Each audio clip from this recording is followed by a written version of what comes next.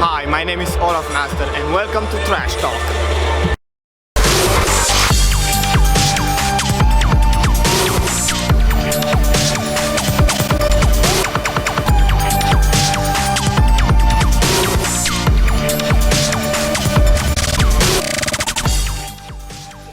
Who the fuck was that guy though?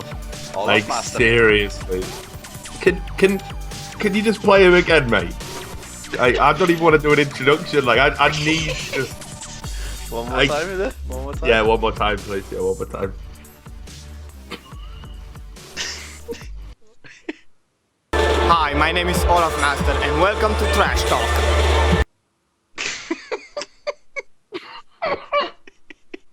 Look, you just watching the stream so you can see it again. No, it's unreal, though, man. The guy... This guy, though. So that was at the that was in the Cluj Major, where this guy basically came up to us and we were doing idents. And we were like, "Will you be Olafmeister?" Dressed unreal, next level. Anyway, welcome to Trash Talk. I'm your host, Richard Lewis. With me, as always, is my loyal producer, Sam, aka Mr. Sound. And we've obviously not been having a lot of time to do the shows because that's my fault. I've been traveling around a lot. So apologies to all the Patreon people. We're going to get a nice run. DreamHack Winter, I think, is going to be my last event of the year. So we can play catch up with all of the content. First Blood's going to be coming back. I'll be there as well, mate. What, DreamHack Winter? Yep, already booked, mate. Another romantic esports date. What are you doing out there? Being a degenerate, basically. That's No, but who are you actually working for? And what are you doing? Well, I've just booked my own shit because I wanted to go, but I might be doing stuff for Dignitas. Might be doing stuff for the Dot, mate. Who knows? We'll see where it goes. Yeah. If not, okay. I'll just be there drinking alone again, won't I? Like normal. Oh, he's gone. He's gone. And he's DC'd. He's gone. Rich is gone. He's gone forever. You know what that means? Time for Light's girlfriend. Hey there, Riot Light. Just look at you, sat there, dressed as my sassy bitch. You love being my sassy bitch, don't you? And going and putting anything on that I ask you to. You love getting dressed up for me, don't you?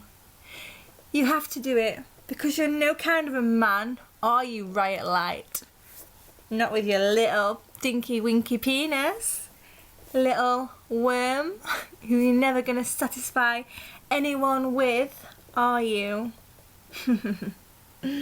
No. Not with that eeny weeny little dick. It's pathetic. A worm or a maggot is bigger than your little dick. Anyway, a little birdie tells me that you are scared of being toxic. Oh, you're pathetic. Now get off my screen. And a little bit of this. Fuck Riot Games.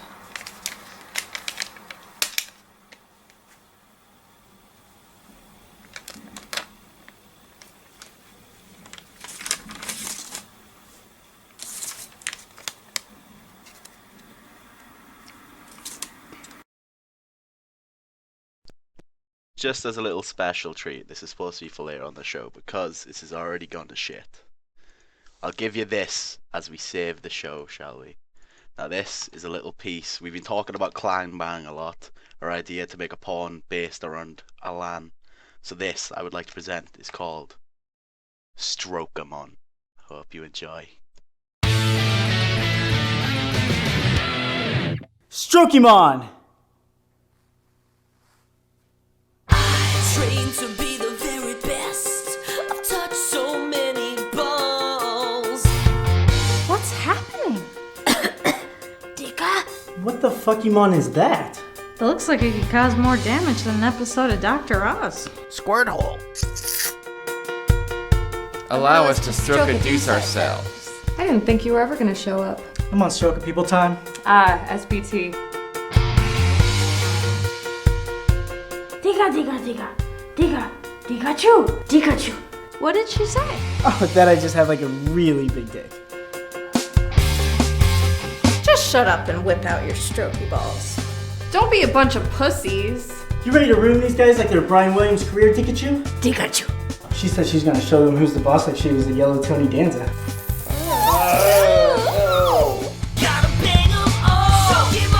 Now turn your head and cough. Right, so I'm not sure what happened there, Sam. But why the Sorry, fuck? mate. Why are we running Strokemon? Saved. Why are we running Strokemon? Where the fuck did I cut off at? I was backed into a corner, mate. I had nothing left. I gave him Light's girlfriend. They wanted more. I had to bust out Strokemon, right? So only place I could go. Yeah. So what the fuck? What happened? Just a bit of a gremlin, mate. I don't know. Right, so where did I cut off? Where did I cut off? Real early. I don't know. I don't know. Right, After I was talking about being a degenerate about Code of DreamHack, and then Right, brilliant. So super glad that happened. So anyway, in other news, literally, what did I not even do the news? The roundup for CS:GO? No, I don't think so. We'll do it again anyway, even if you did. Shit! Holy shit! You haven't saved the show. There was a whole setup for that Strokemon gang. Well, it's gone. It's dead. Buried. I was going to talk about Clan Bang. No, I did, mate. I did. I introed myself. All right. Like you said, you made me a celebrity. Right. I've already reached that, mate. Yeah, brilliant. So much of a celebrity. You kicked me off my own show and run fucking Strokemon without me. That's brilliant. Oh, come on, How long before I'm down here in the bottom part on the fucking on the left-hand side? Mate, we both know you never have the intelligence to be a producer, though, mate. What's the internet? Why ain't it working? That was I'll tell you what. Instead of fuck Strokemon, let's fill that bit with. How about we fill it with the rage earlier, shall we, mate? Should we fill it with the by the numbers rage? Never that nice little 45-minute delay for by the numbers. No, not my fault, of course. Yeah, because I expect producers to be able to intelligently solve problems. Right, so should we actually tell them what happened? Now, anyone who understands the internet knows what routing is, right? Routing is like I know what routing is. Yeah, but so. Because of routing, when you have someone in Korea, me in Wales, and then Richard in England, the routing can get fucked, right? So the cams are all fuzzy. Now, when this happens, Richard always gets raged out on Twitter, saying, your cam is shit, you have 6 pixels. So that just mentally breaks him. So this time he just decided, I'm not having it anymore, why is the internet not working? Like, oh, it's because of the routing. What about the routing? And then I tell you, just like, that's not it. Alright. It is, but alright, it's not then. Yeah, well, the bottom line is, mate, like, I'm from a school of thought where if we employ peons to do jobs, right, like, I expect them to fucking do it. I'm the talent. My job is perfect. This shit? Again, don't control the internet, mate. Yeah, whatever, mate, whatever. Anyway, let's get back to what I was saying. That's what I'm paid for, mate. It was fixed, wasn't it? So anyway, well, as Olaf Master will know, there's been a huge seismic repercussion post-major in the CSGO scene. I already summarized this, but apparently did it while Strokemon was playing. I wondered why people were messaging me on Twitter, like, what is this? I'm like, just talking about CSGO. Oh, no, wait. So anyway, right, basically what happens is the captain, the in-game leader from Fnatic, Pronax, he ends up leaving the team. Apparently, rumors has it, this is predicated on a difference of opinion with Olaf Meister. So he goes, apparently he's going to be forming his own team soon. Dennis comes in from G2 Esports, Olaf Meister's old boy from back in the LGB days. So the Fnatic era has come to an official end now with the in-game leader leaving. Meanwhile, AZ, Team Dignitas' star player, goes and signs for G2 Esports after G2 Esports had been making overtures for Mouse Sports player Nico. Didn't get him, couldn't afford him, deal couldn't be agreed, whatever was going on. AZ gets his big move. All so far, so good. But then unfortunately for Team Dignitas, not content with losing their star player, they also lose their secondary star player, a guy called Pimp, who has been absolutely amazing at rifling, but recently had to pick up the AWP after Team Dignitas kicked the other Nico, the Danish one, the not-so-good one. So he goes out, and before you know it, they've added Config and Rubino, and that means that Team Dignitas, for me, are all the weaker. So a crazy roster swap. Apparently there's more to come. This roster stuff just isn't dying anytime soon. And then, of course, the big news, which is tangentially linked to CSGO, but of course affects the whole of esports, is MTG finally acquired DreamHack. Now, I'm not going to keep giving myself a pat on the back about reporting this weeks and weeks ago, but why the fuck not while I'm here? Go on, you've earned you praise. So Right, there we go. Right, fucking sound. No, the thing is, again, getting shit on. Haha, Richard just guesses. He just takes rumors and guesses. Yeah, I know absolutely nothing about the inner workings of esports. That's all, guys. It's all luck. It's all guesswork. By the way, there are several people who've ever typed that. If you see a retard ever say that, please just go in on these fuckers. Like, just find them, beat them to death. I don't even give a fuck anymore. Fuck these retards. We got to take back the planet, mate. We got to take back the planet. Can't be allowed to be said. That can't be Why allowed. not, like? Forever Why not? Why not? Why not? We got to take the planet back. And stupidity is the biggest progress, the biggest impediment to human evolution. So let's just wreck these fuckers anyway. So, right, what does the MTG acquisition really mean? Well, of course, we can't be sure at this particular point in time, but MTG have had been making designs on getting DreamHack in there for some time. ESL, who is also owned by DreamHack, never been able to penetrate the Scandic market. They've never really made an impact there. MTG are obviously a Sweden-based company. DreamHack also a Sweden-based company, but a company that's had this huge kind of influence in that Scandic region. Makes sense to acquire it from a territory standpoint. Now, of course, the big worry is that are MTG going to start calling the tune for things like talent hires, stage design? And do we lose that natural competitive ebb and flow? Back in the day, DreamHack could do something. They'd have a dig at ESL. ESL would try and do it better. They'd have a dig at DreamHack. And this competition would eventually drag everyone up. Is that going to stop in this MTG golden era? And indeed, what does it mean for Precious Thorin? My bro, where now for little Thorin? Apparently, he'll be all right. I'm sure someone will want to hire him. But anyway, so there was that's going on. Let me just quickly bring up some of the other stuff that I reported since the last major. Jesus Christ, it's a tough one.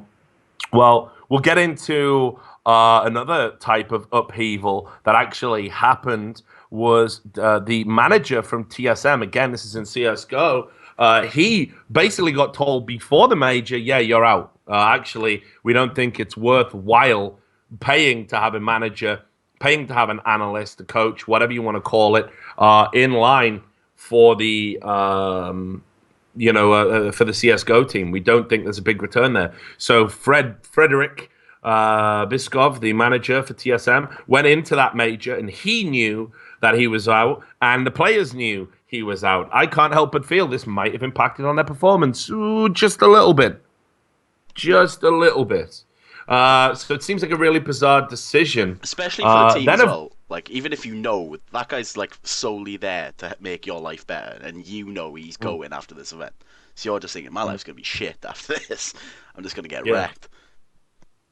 Yeah, I mean, unbelievable. And then it doesn't end there, actually. TSM were also involved in an issue which is basically between H2K and Svenskeren. So we'll talk about this. TSM, well, first of all, H2K had been in talks with Svenskeren. Svenskeren had agreed that he was going to sign a contract in an email. He'd had a very intimate discussion with the H2K management and had told them, I'm going to sign the contract when you send it across. Meanwhile, TSM, who had had talks with Amazing prior to that to come back to TSM to get into that jungling role he'd been in before, that doesn't work out for whatever reason. And then TSM have designs on Svenskeren. They make an 11th hour bid for Svenskeren, and Svenskeren wants to renege on his verbal agreement, which may or may not be legally binding. I'm not a lawyer. I'm not going to get into that.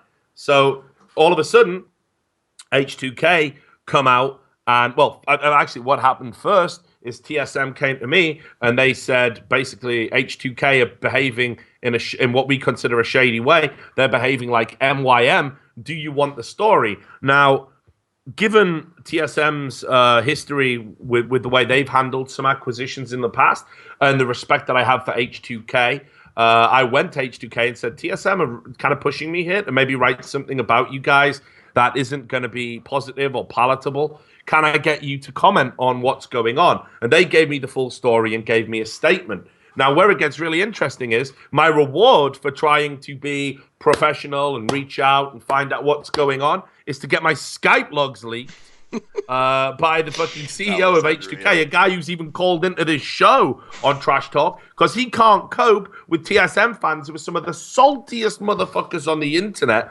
going in and saying, oh, H2K is shady. Anyway, other conversations come out now, and that make that guy look like a bit of a douchebag because he's bringing Svenskaren's parents into it and saying, "Oh, you know, your mum should really read through this contract, and you've agreed, and we're owned by a law firm." So where do we stand on this whole thing? I don't even fucking know. All I know is they're both thirsty and desperate as fuck to get Svenskeren. And here's the reality: I think H2K would rather just let Svenskeren go as long as they get paid for him.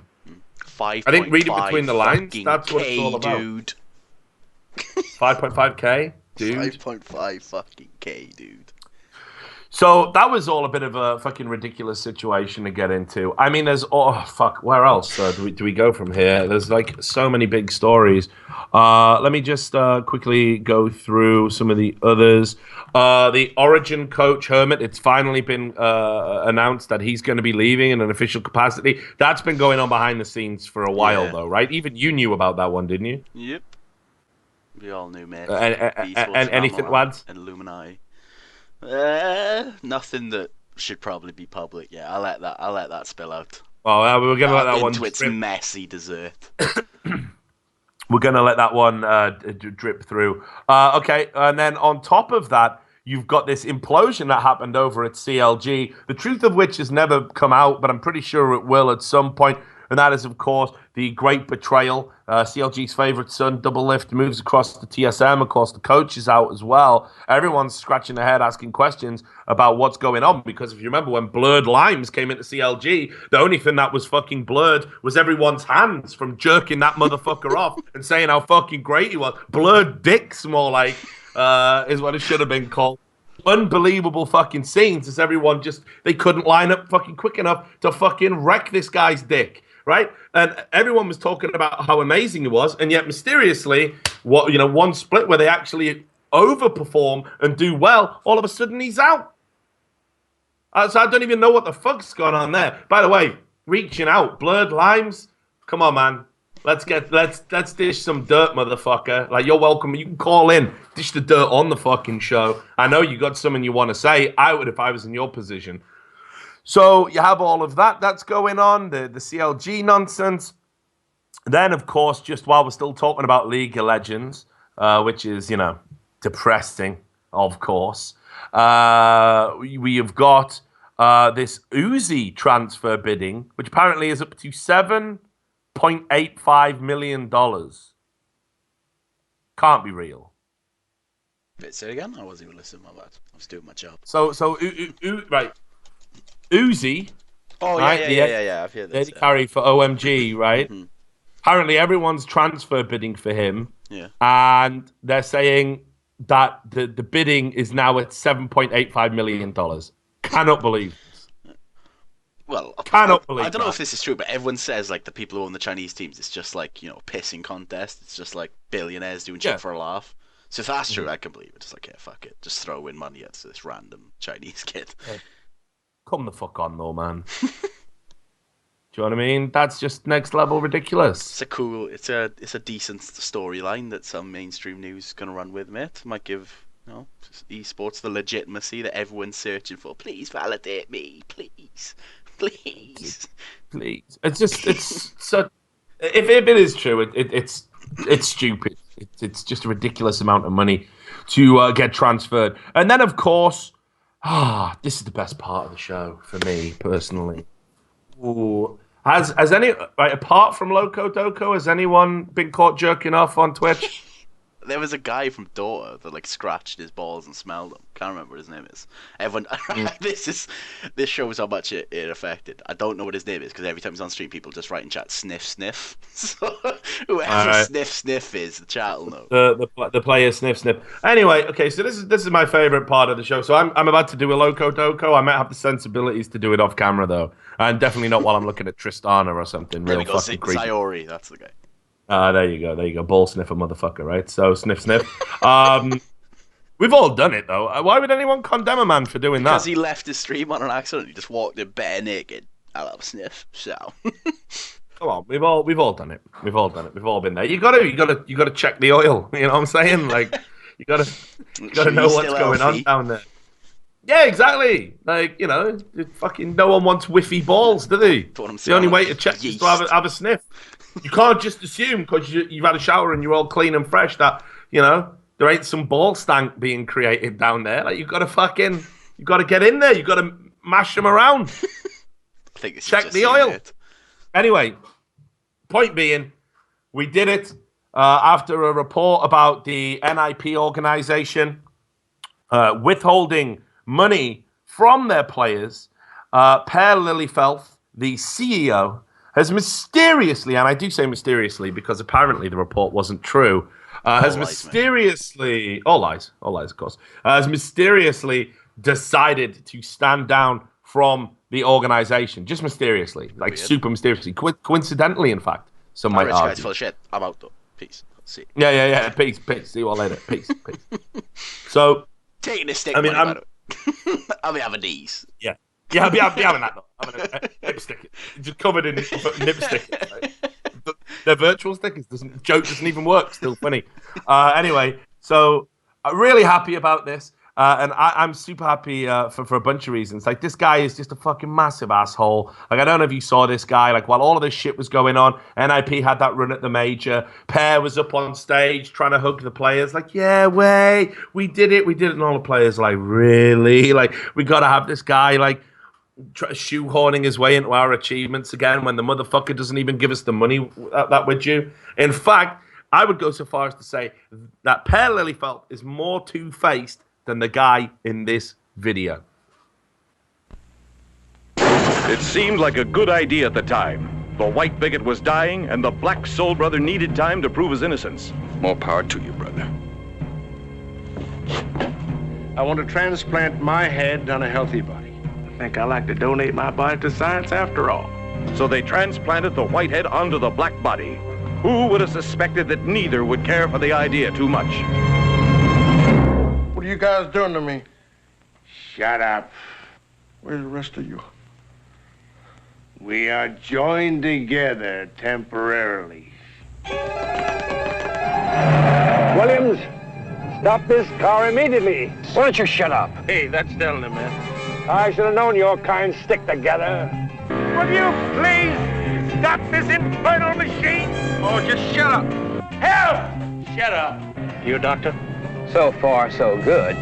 Then how about you taking old happy face off of here? They're shooting at us!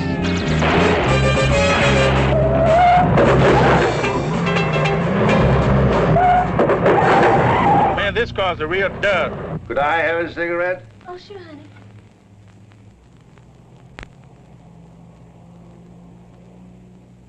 Hey, man, are we smoking while I'm eating?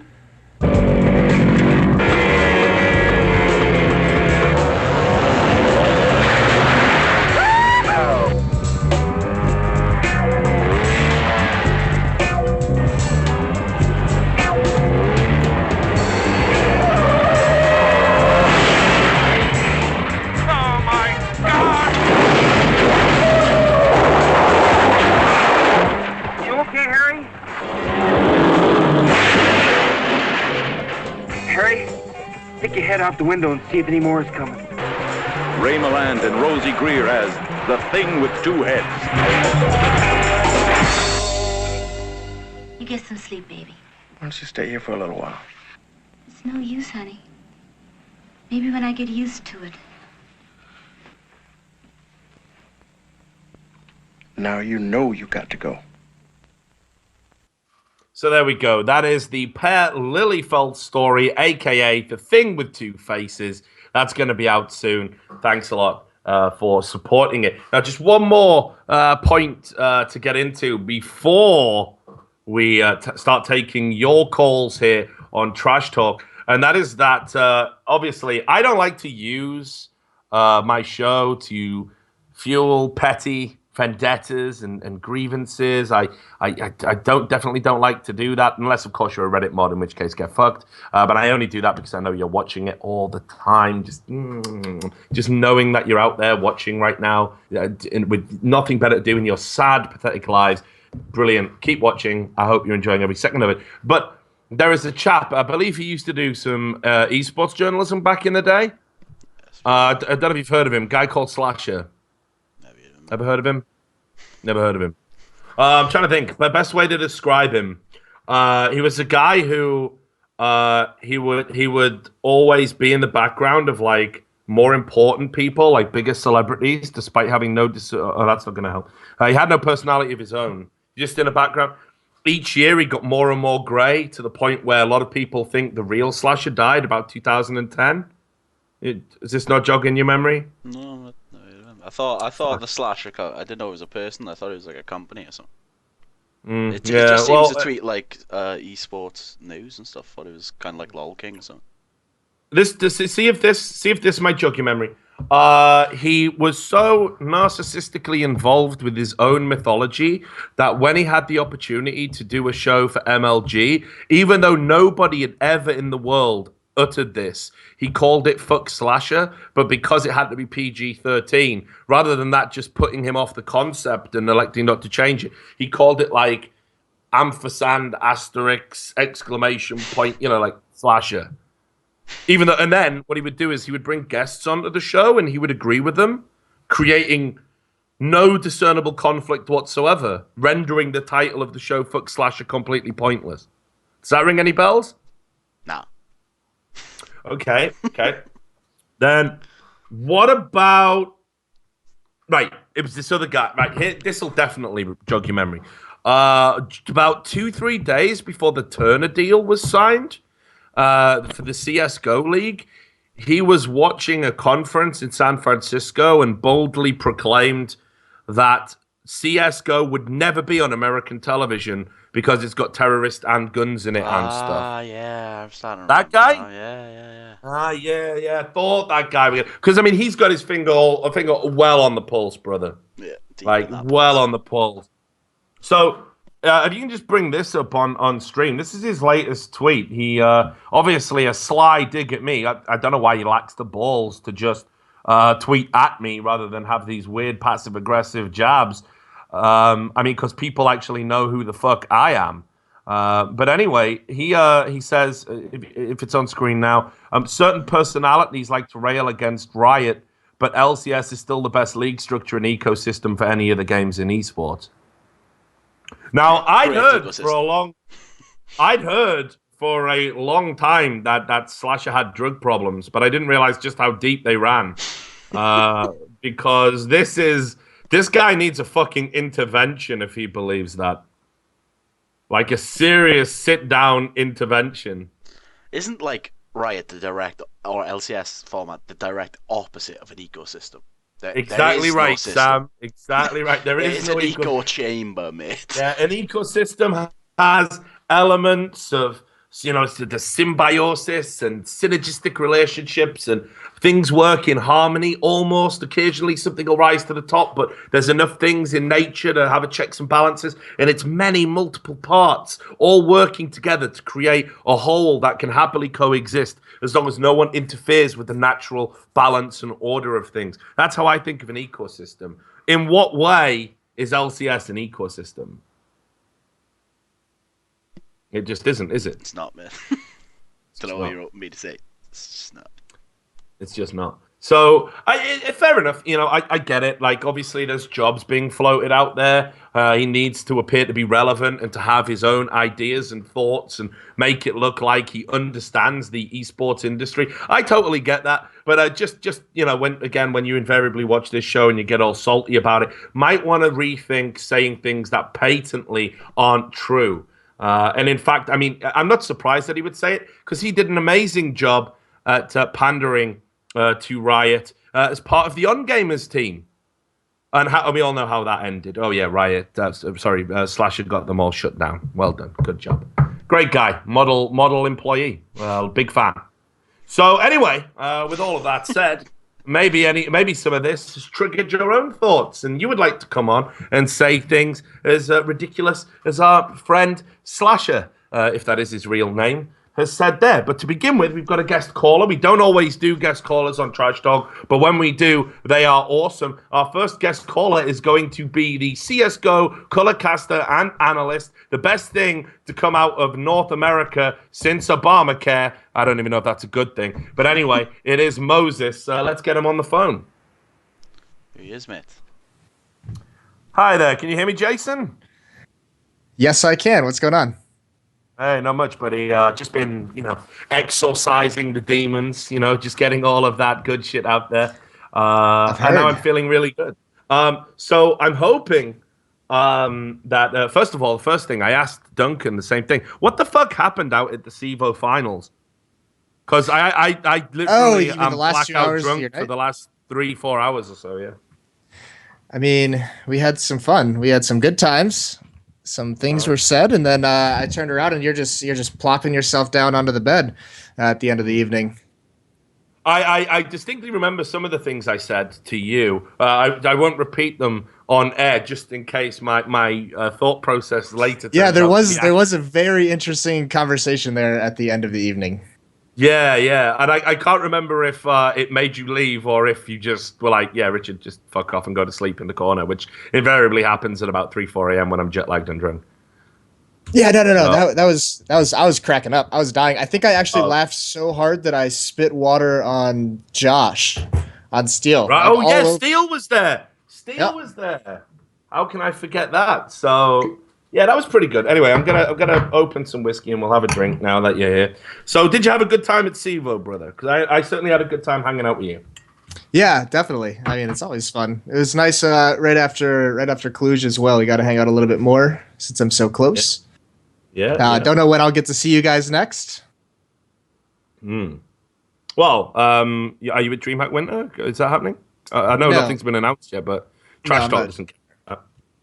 Yeah, we'll Wow. break some news here. I'm not going to be at DreamHack Winter. Man, that kind of sucks. Any idea why that is? It's Face It finals. Yeah, but Face It, like you don't they? Haven't you done Face It events? No, I don't. I can't do Face It events.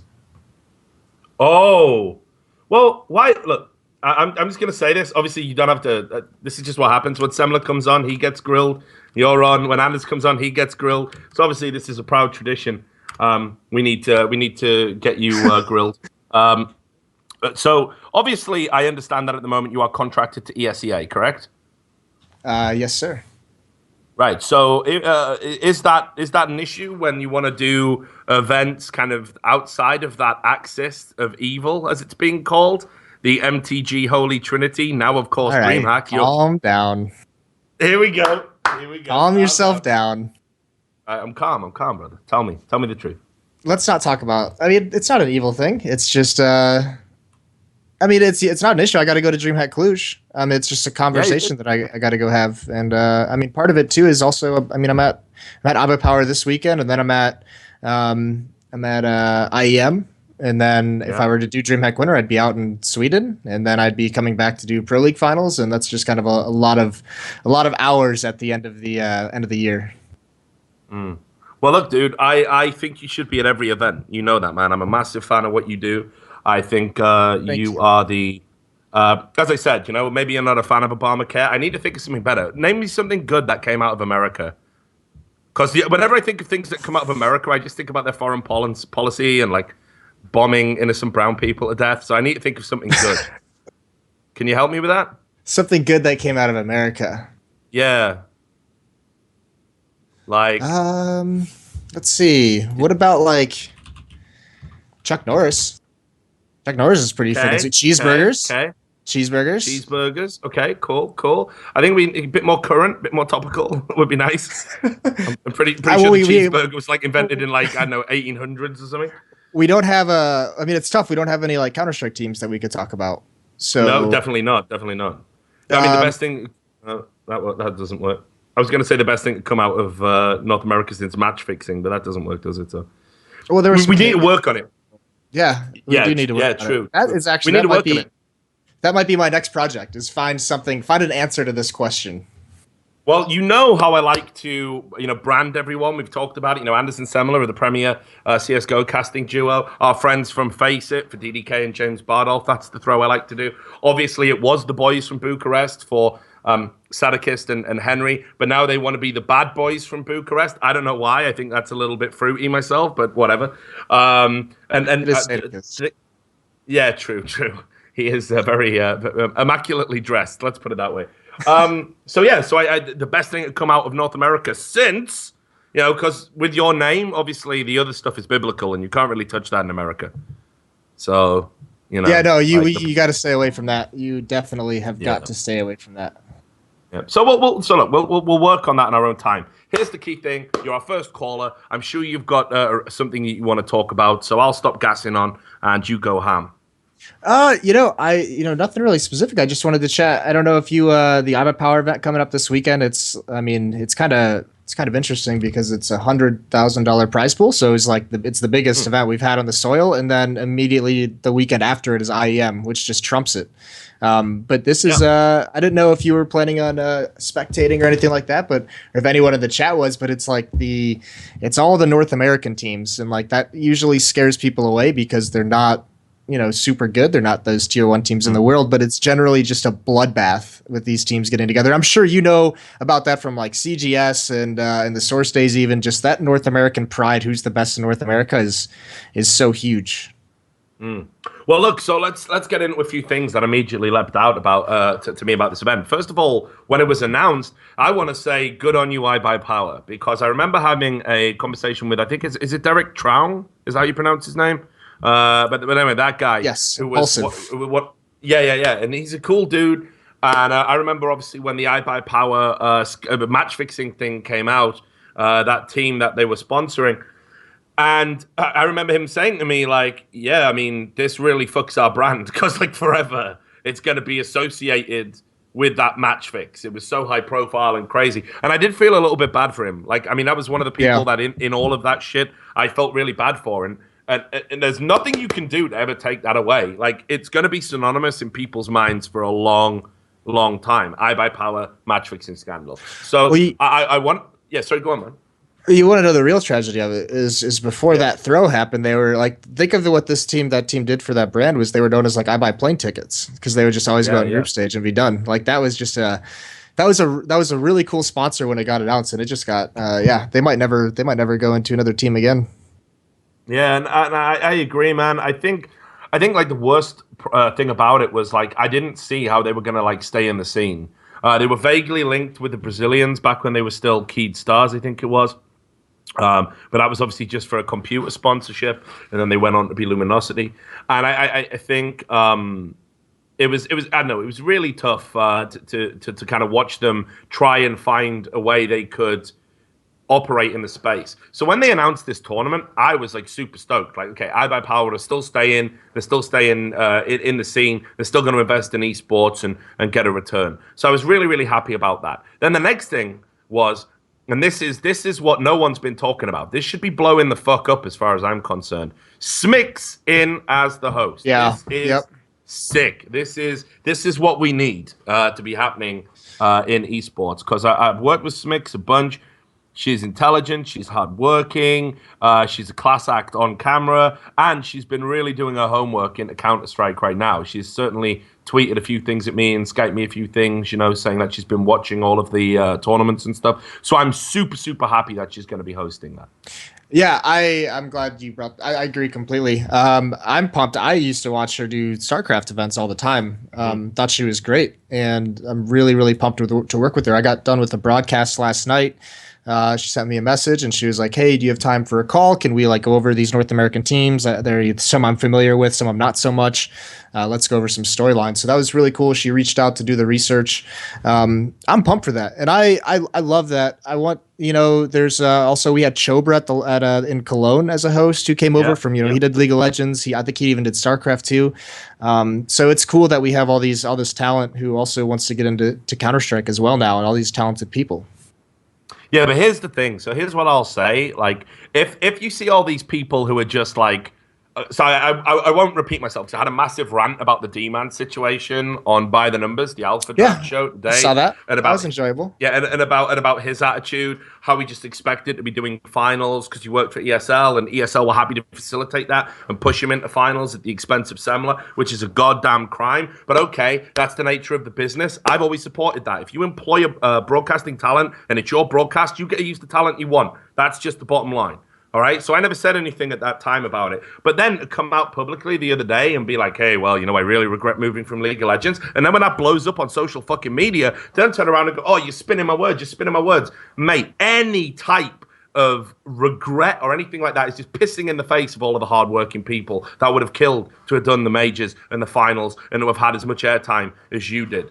So that was breaking point for me. I can't idly stand by and not speak out about that because I think it's hugely disrespectful to all the talent who works. Now, Smix, where she comes into all of this is she hasn't asked for any handouts. She hasn't tried to take any shortcuts. She hasn't tried to strong arm anyone or anything like that. She's just been unassumingly working away in the background, like you say, reaching out to people privately, doing the work, doing the research, and now she gets an opportunity. And that's fucking great. And not only that, hopefully now we can put to bed this ridiculous idea that we're all a bunch of misogynistic dinosaurs in esports who don't want women to be getting opportunities to do broadcasts of macho games like Counter-Strike. I haven't heard one person say they wouldn't want Smix involved. Not one. So she's really flying the flag in more ways than one. And as I said, you couldn't find a better ambassador and proof that hard work definitely pays off. Yeah, the hero we need. It's that I don't think I've heard anyone that we've ever worked with, like anyone at these events who's ever had an issue in terms of that those female talent coming in to do these events. That'd be great. But you and Thorin just hit it now right on the head. It's just you can't take those spots away from people who have earned it already. So it's great to see her. We went over. I think I was talking to them about. iBuyPower this is when they were organizing the event, like who can we get to host, because it was originally going to be just 3 of us, where it was like me, Blue, and Sadakist, and they'd be rotating us in the host. They did that for the qualifier, and we didn't want to really do that again. We thought it was pretty awkward, so she was just one of the names that we threw in. I was just glad they were able to grab her. I'll tell you this as well, Moses. So this is a funny fucking story. When I got asked to do DreamHack Moscow, the first thing I said was, do I have to go to Moscow? Right, like literally. Okay. And they were like, nah. Because it was when all that Ukrainian border tension and shit was kicking off. So I was like, I don't want to get involved with that. Man, these motherfuckers are rocket launching plays out in the fucking sky. I'm not interested, all right? Like, fuck this shit. Like, not for me. So they were like, no. It'll be in the studio in Sweden. You'll be okay. And then they announced the talent, right? And I'm like, okay, they're all there. Yeah, I'm going to hang out with all of my boys, right? So Smix is on that list, obviously. But she's doing the interviews, and I'm thinking they're going to give her a teleprompter or she's going to do it by... Nah, they sent Smix to fucking Moscow. She agreed to go. Like, I don't even know, man. Smix, baby, you need a fucking agent. So she goes all the way to Moscow, right? The only people she's got for company, by the way, while she's out there are Hellspawn, right? Which is like, you met the guy. I love that guy a bit, but Jesus. And then on top of that, this fucking, what's it called, translator, who's going to help her reach some of the Russian people. And honestly, it created one of the funniest moments I've ever fucking seen. Is there a YouTube of it? Well, there was. I think it got removed. But Smix was basically in this, like, Russian crowd, like, going around trying to talk to people who didn't really speak English. It was super loud, so the acoustics were bad. Some of these guys were, like, real crazy, creepy, grab-happy assholes, it's got to be said. Not a reflection on Russia. That's just the fact about that particular crowd. So she's, like, you can tell, like, stand close, but not too close. It's like putting your hand through the fucking bars in a zoo cage, right? It might get ripped off. Be real careful. So she's doing this bit, and the translator guy can't even translate. So she's saying, like, oh, so what do you think about this? And he's going, repeat, please. And she can't hear him. So she's like thinking, repeat, please. It just keeps saying it over and over again. And then she goes, yeah, awesome. Let's move on. We were in stitches in the fucking studio in Sweden. We were in fucking stitches. And she just soldiered her fucking way through it, dude, like the entire time. And then it just gets worse. Like, she's had a terrible time out there. She's super lonely. She's dealing with this mad fucking crowd. I think some dude on the plane tried to fucking feel her up or something. I was just like, holy shit. She deserves a fucking medal. She did, like, what none of us would do. Like, literally, first thing we said, I ain't going to Moscow. She's like, yep, point me in a direction. Give me a fucking microphone. Absolute fucking legend. I'm glad you brought it up. I'm gonna get it out of her this weekend. I'm gonna get the whole story now. Yo, man, Jesus Christ! Like I say, if there was like a Victoria Cross to give to someone for esports service, Smix fucking earned it. in Moscow, dude. We were like, it was just next level, man. We couldn't believe it. Like every segment she was doing, me, Apollo, like Todd, all of the guys, we were just fucking buckled with laughter. Like, holy shit, how is she doing this? How is she soldiering on? It would have broke a fucking lesser person. So she's a hero. She'll love the CSGO scene. And I'm pretty sure the CSGO scene will love her. Now, the other thing is Blue is going to be involved as a caster. Yeah. I don't think I need to talk too much about Sadikist. He's an established talent. You're an established talent. Blue, I actually liked him when he was out in Serbia for the World Championship. I think this kid's got a lot of potential. Yeah, I do too.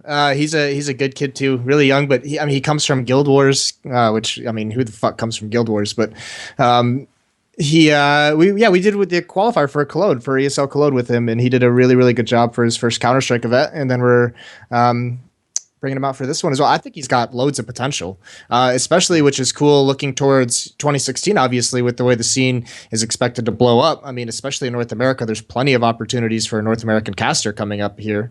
So he's doing it right. He's also casting, I think, Star Ladder right now as well. Yeah, that's true. So, which is really cool. I mean, he's just getting himself involved on all fronts and just very quietly becoming much, much better. And he was a hero as well, because out in fucking Serbia, right, which was a shit show, as we know, he got told on the last day, "Oh, your services won't be required." So, and he was really disappointed about that. And he was going, like me, I'd have just been like, this event's been fucking awfully organized. I get a full day out in fucking Belgrade, get to see one of these great old cities in Europe with so much history. Fuck it, I'm going to get on a tour bus and just have a good time. He didn't do that. He like stayed and said, please, can I cast the game? Even if it's on the B stream, please, I'm here to cast. I want to cast. They said, sorry, there ain't no room at the inn. So he got dressed. He was about to head out to go and enjoy Belgrade, wonderful city, and he gets a tap on the shoulder. Actually, can you come and do the B stream for us, because someone's called in sick. So literally just about to do it, goes back and gets ready. And then if I remember rightly, got told when he got over there, nah, sorry about that, actually, we've got somebody now. Probably Zavela. Jesus Christ. Did he tell you what happened on his travel home? Apparently, like, one of his flights, like his ticket got canceled or something? Did he get fouled up by a guy on the plane? Did he get Santa-kisted? No, he got stuck in where was it? He got stuck in like Switzerland for like 24 hours. Like he didn't, like, his flight got delayed, or his ticket got canceled and was at the airport or something, or they told him like the wrong time the night before, so he just like missed it because he didn't know. So he was stuck in like Switzerland for a full 24 hours, had to like pay for a hotel room, had to go around, and then I think he got back. Yeah, I mean, it was just like the nightmare situation that you guys had there, and then his travel back. I was just like, holy fuck, dude, you poor guy. Yeah, I mean, that's just unreal. So I'm super happy for him. Guy's a soldier, deserves his fucking opportunities, and hopefully, again, the CS community won't do that traditional thing of he's new, we don't like him, we know what we like. People need to give this guy a chance. If you let him find himself, I think he'll blossom into a very special talent. So now let's talk about the actual teams in the games. It's going to really suck because Luminosity are going to win the whole thing. Yeah, that's kind of my thought. I kind of feel like I know the winner, but I mean, it's one of those we talk about always. There's those regional matchups that you always have, like Dignitas, even though they were getting beat up by everyone, used to be able to play TSM pretty close. So these regional matchups can be a little tricky, and especially, I mean, I would actually, while I was waiting to get called in, I was going over all these map stats, just making some of these spreadsheets.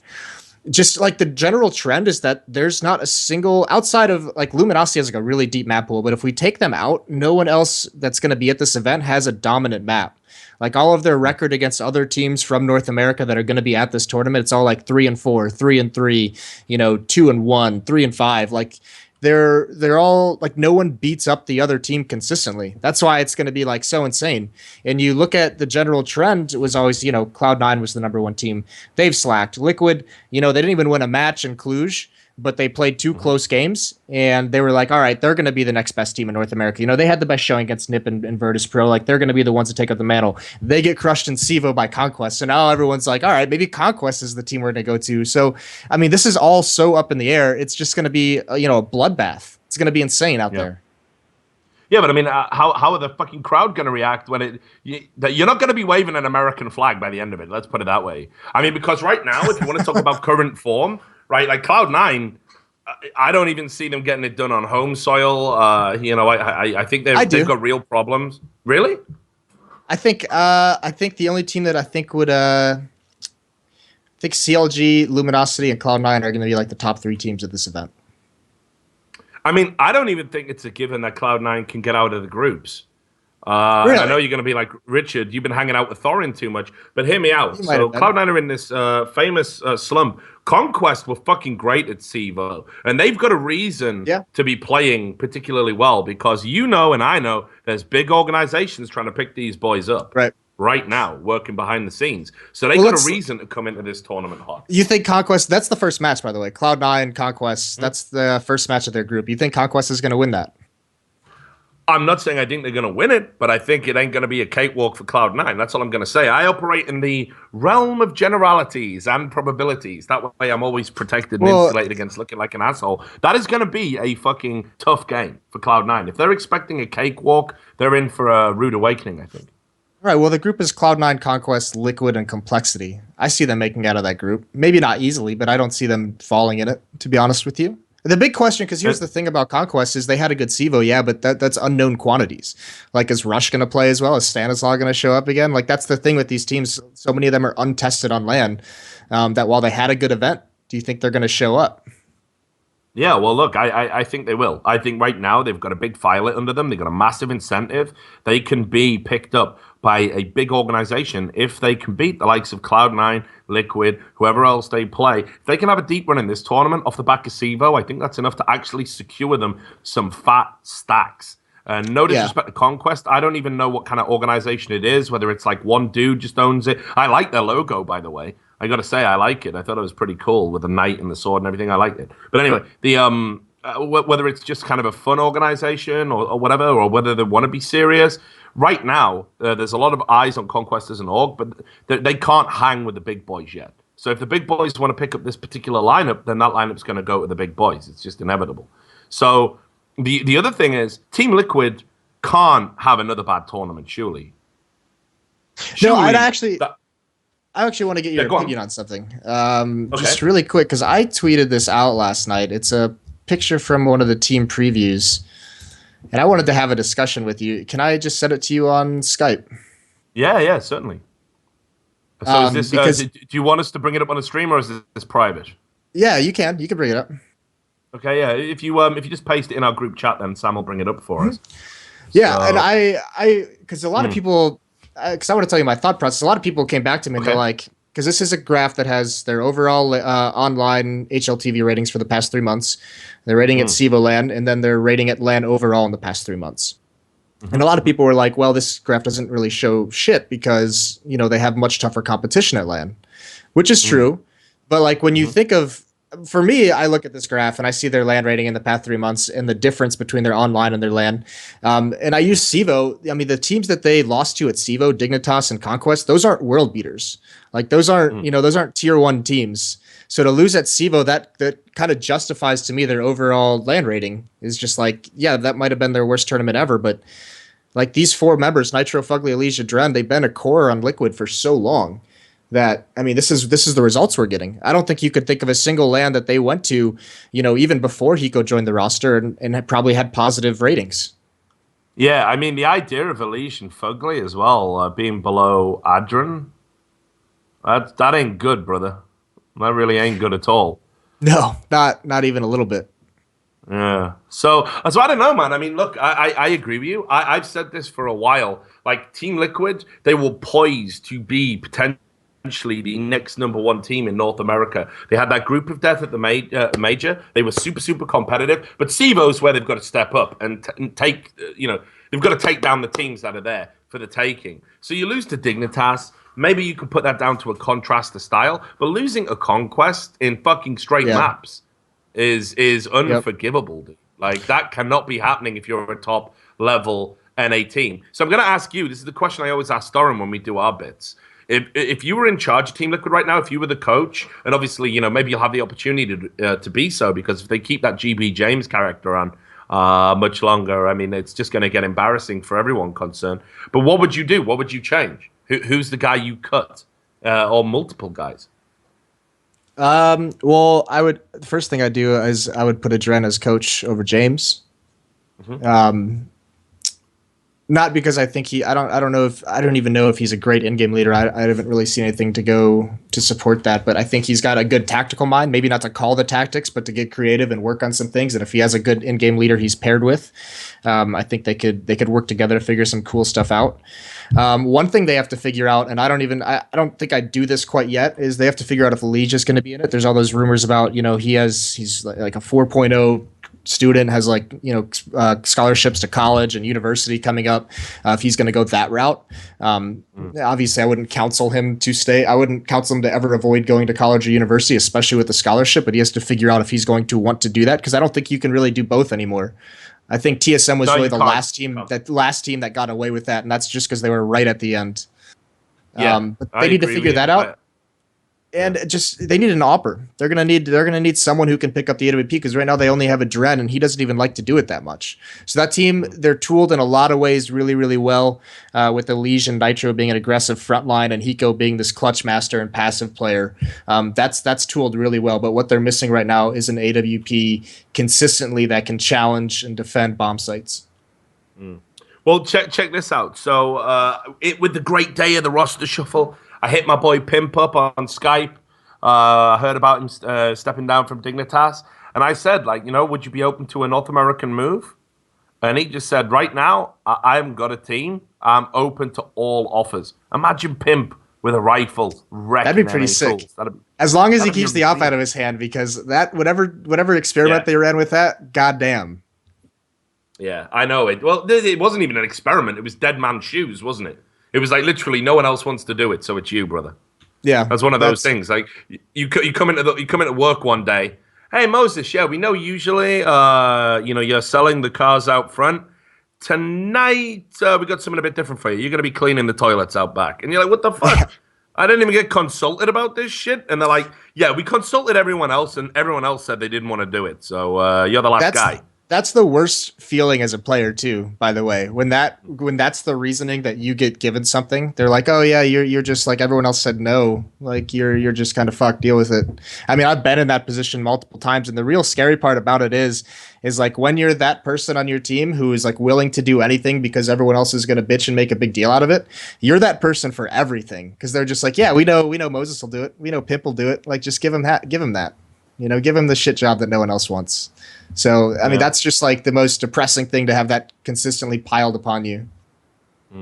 So, look, let's get into. I'm gonna get you to give me some predictions. We're gonna nail you to a prediction. Then I'm gonna move on and get some more calls coming in. So let's do it. First of all, predict your winner. Who's gonna win it? And then any final thoughts you might have just about everything in general.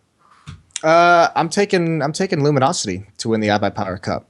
And then I think Cloud9 is going to do well, and I'm going to give CLG that final slot in the iBuyPower event. I think they're going to be the next one. Although here's the thing, Richard, is if CLG makes it to finals, CLG beat Luminosity in a best of 3 finals a few months ago, back at like a little small tournament called the Win Out LAN or something like that. Yeah, I remember. Yeah. So, I mean, that could end up being a really interesting final. I think Luminosity would kind of beat up on any team other than CLG that came into the finals. Okay. Oh, well, look, final thoughts, Moses. It's your first time on Trash Talk, and first time we've even had a prolonged Skype conversation. So, yeah, it's a beautiful thing. You should come on all the time. Be a regular, man. There's three final thoughts that I have at the moment. One is that listening in while waiting for this call, I heard you describe, readjusting your balls and maybe sniffing the fingers as checking the oil, I think it was. Yeah. Okay, that's an issue. That's an issue we're going to have a conversation about one day. That you have a name for that action. That's one. Well, actually, the term, I can't tell you on camera. Oh, no, fuck it, I'll do it anyway. I don't give a fuck. I'm past. I'm beyond reproach now, right? Whiskey, right? No. This is not even that. It's just what you're gonna do. Who you gonna get me fired from? I write for a right wing conservative publication who want me to be outrageous. Like, so I'm safe now. I'm locked in. I maybe never work another event again after this. But okay, so my friend once told me about this technique. This is really gross.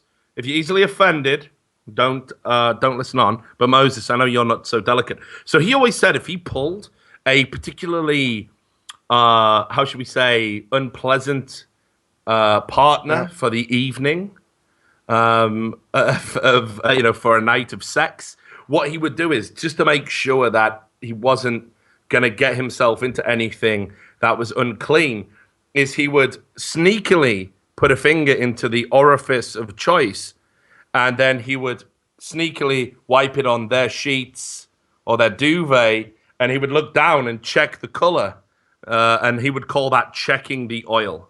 What the fuck? So that way you would know if it was safe to, go the whole hog and maybe put something else into that orifice. So that is what they call checking the oil. So that's where I got that one from. I think the ball scratch thing is actually a more pleasant iteration. Anyway, you believe you've got 2 more final thoughts. I'm disgusted, everyone. Yes. Yeah, give me a moment to compose myself. Second one is we need to have maybe a poll in the chat or something, but shit really is on par with damn. In what way? Hang on, I'm just in terms of severity of the word. Oh, yeah. I remember this conversation now. Yeah, we had this, and you were incredulous about this. Because it's not true, right? Moses said to us while we were doing a broadcast, he said the word shit on air, and I was like, dude, we're trying to keep it professional, no swears. And he went, shit isn't a swear word. And I went, it fucking is. I didn't say it was a swear word, but it's as much of a swear word as damn is. You guys say damn it's no big deal. Damn, bloody, they're baby swears. They're my first swear. So it's shit. That's a good way to put it, a baby swear. No, it's not, right. So here we go, right? We'll get a quick show of hands in the chat. Is shit a swear word that is on par with fuck, piss, boogery? I don't even know. If it is, say yes. If you think shit is damn or bloody and is a minor swear word, say no. Here we go. Right, I'm going to sit back. We'll let the delay kick in. I'm going to feel vindicated here. Hopefully. Look at these fucking assholes. You've been wrecked, mate. It's full of nose. What's fucking wrong with these guys? What's wrong with these guys? Homie. Get wrecked. That's what I'm talking about. How vindicated you feel now, motherfucker? No, I don't feel vindicated at all now, do I? So what, have we really reached a point in society where the word shit is acceptable to use around kids and stuff? Is that really? It's no wonder you're all out there shooting each other in America. You got no standards. You got no standards, brother. You know what I mean? That's quite a leap. That's quite the leap. I don't think so. I write for a right-wing conservative publication, and I believe that there has been a drop in moral standards. There's been a decline in moral fiber in America, and that's why. And it started with the word shit being taught in schools, probably by teachers who had questionable lifestyles, teachers that were out there checking the oil every weekend. Stop going back to that. I have the worst image in my head. Yeah, it's gross, isn't it? Try and sneak a shit in a dam into an article that you send to your editor and see which one they My editor is Milo Yiannopoulos, and he starts his columns by saying things like, I love to suck black cock. I can't beat that. Even if it was true, which it might be. He loves it. So I can't trump that, unfortunately. Trump, not intended. I don't support him. So anyway, third and final part, Moses, and then we're going to get some callers on. What is my third? I think I lost my third. I think you're checking the oil has taken its place in my brain right now. Yeah. Well, look, brother, I tell you what, man, it was great to get you on here. I know you're going to kill it at I Buy Power. Give Smix a big hug for me and tell her she's doing a great job. And I can't wait till the time when I'm at a major or something, provided I get to do those with MTG buying everything. And I get to, throw to her, be it on stage. And I keep saying this, why not have her as a desk host? She could definitely do that shit. So I'd love to see her involved more. So make sure that. Give my love to Blue as well. And, of course, your boy Sadakist. Who is in a real good run right now in terms of tournament experience. So let's hope that continues. We're gonna yes, same man, same. Yeah, and we're gonna have to find another event for both of us to get to one of these days. Yeah, well, fuck, man. If I don't do DreamHack Winter, which is if you don't do DreamHack Winter, I'm doing DreamHack Winter. That's gonna be my last event of the year. Unless something spectacular comes up and they need some old bald guy to like go out and make it less spectacular, in which case you'll be fine. No, that's a joke. It'll be me, of course. Well, Yeah, it's so I'm 2016 super looking then. forward to it. Yeah, yeah, more than likely. But anyway, you look after yourself. It was wonderful drinking with you out in Columbus, Ohio. Wonderful talking to you now. Call in anytime. You're obviously whitelisted. You can call in, and I'm sure you're going to kill it at iBuyPower. You take care, brother. Perfect. You as well. Cheers. All right, peace out. So there you go. It is the mighty, mighty Moses, the man who parted the Red Sea itself, giving his thoughts. I do love that guy. He's a top guy. Have you met him yet, Sam? I met him in Cluj. Yeah, it was good Shit, time. of course, in Cluj. Of course, Oh, mate. it definitely was. Yeah, of course. Yeah, real good times. Real Got to good know times. him real well. In fact, you could say Moses kicks more ass than this guy. Don't even know what you're introing, mate. Literally don't even know what you're trying to intro. The other video. Stroke him on. It's gone. No, the other one. We ain't got another one. No, I know what you're talking about. Black belt. Oh, mate, you didn't prep me for this. Okay. Well, you get that. We'll do that a little bit later. We'll take a call. Shit. You just wink in front of hey. Yeah, definitely got a video of it. Don't know what you're at. Ain't got nothing. Okay. Ain't got nothing. So anyway, we'll cue that joke up again.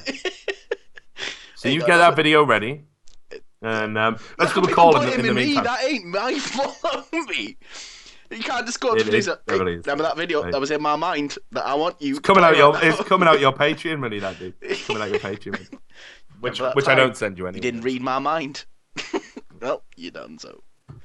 So anyway, let's take a call from a regular member of society, not one of us esports fiends, and see what they've got to say for themselves. Gonna bring on Exokuzo, and he wants to discuss what League of Legends needs before Season 6, and he's giving me a list of stuff, but I'll leave him intro those. One spot Okay. Exokuzo. I think that's how you pronounce that, right? Okay. Great Right, name. can you hear me? I certainly can, brother. How you doing? I'm doing quite fine. How about you? I'm excellent. And we haven't had a League of Legends caller for a while. Obviously, I know there's a lot of updates going on in League of Legends. I played League of Legends for the first time in a long time last night, and there have been a lot of changes. Wow. But you feel there should be more changes before Season 6. So let's get into that. Tell me what you think those changes should be. Actually, as far as I want the right to crash and burn, because I hate that company, I feel like for their game to be successful, especially how big it is now, they should first of all make a new client. It's been brought up a lot since Season 2, as far as I remember.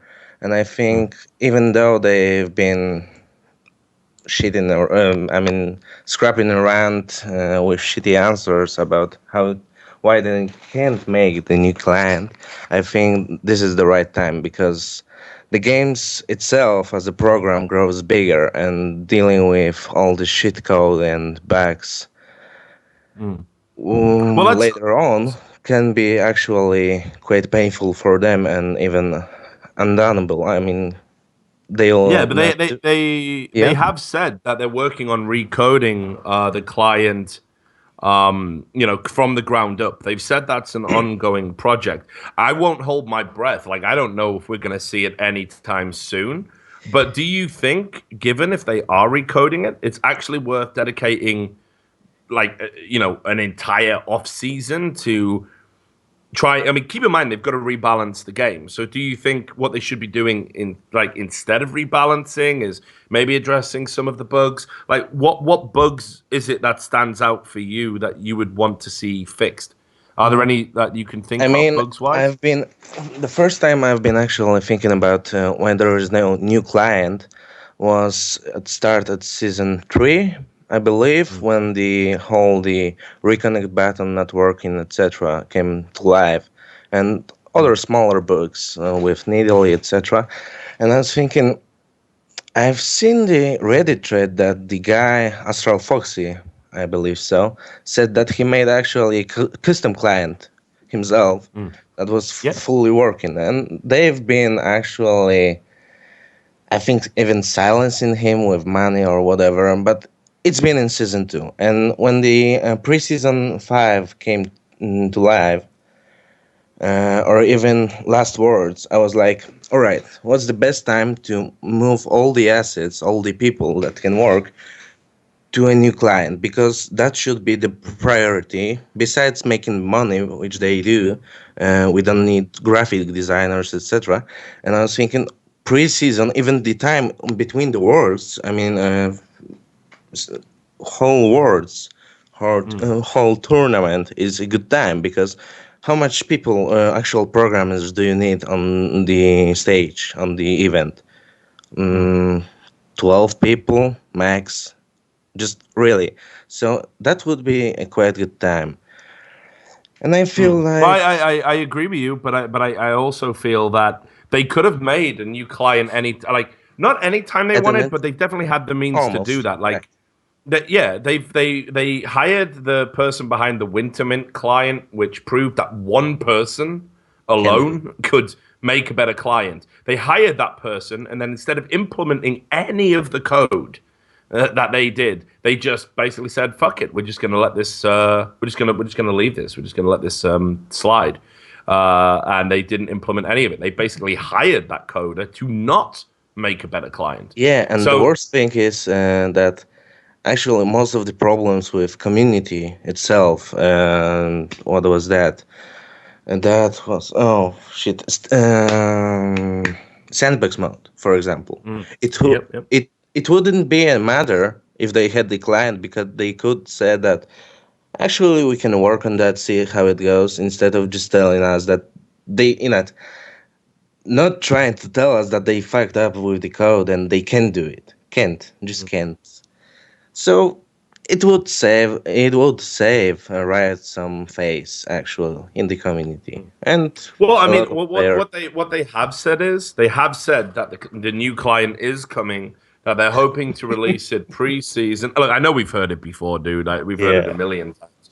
But like demos are coming, etc., etc. But I'm inclined to believe them on this one. I think we will see an updated client coming out in early 2016.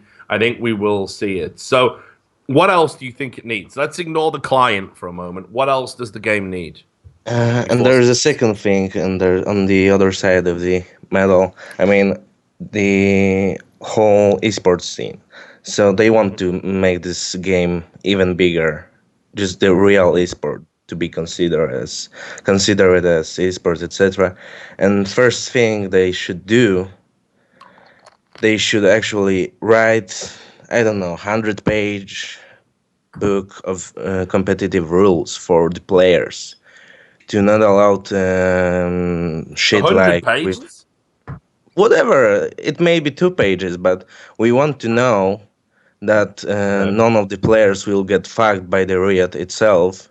For example, just like we've got Forgiven, he got banned during this season. All right, no, it may happen, but the other player got fined $1,000 or the organization. I mean, if they know what will happen if they break, for example, the same rule the second time, that's fine. They know it. They had it in the rules. But as long as we don't have actual ruling that is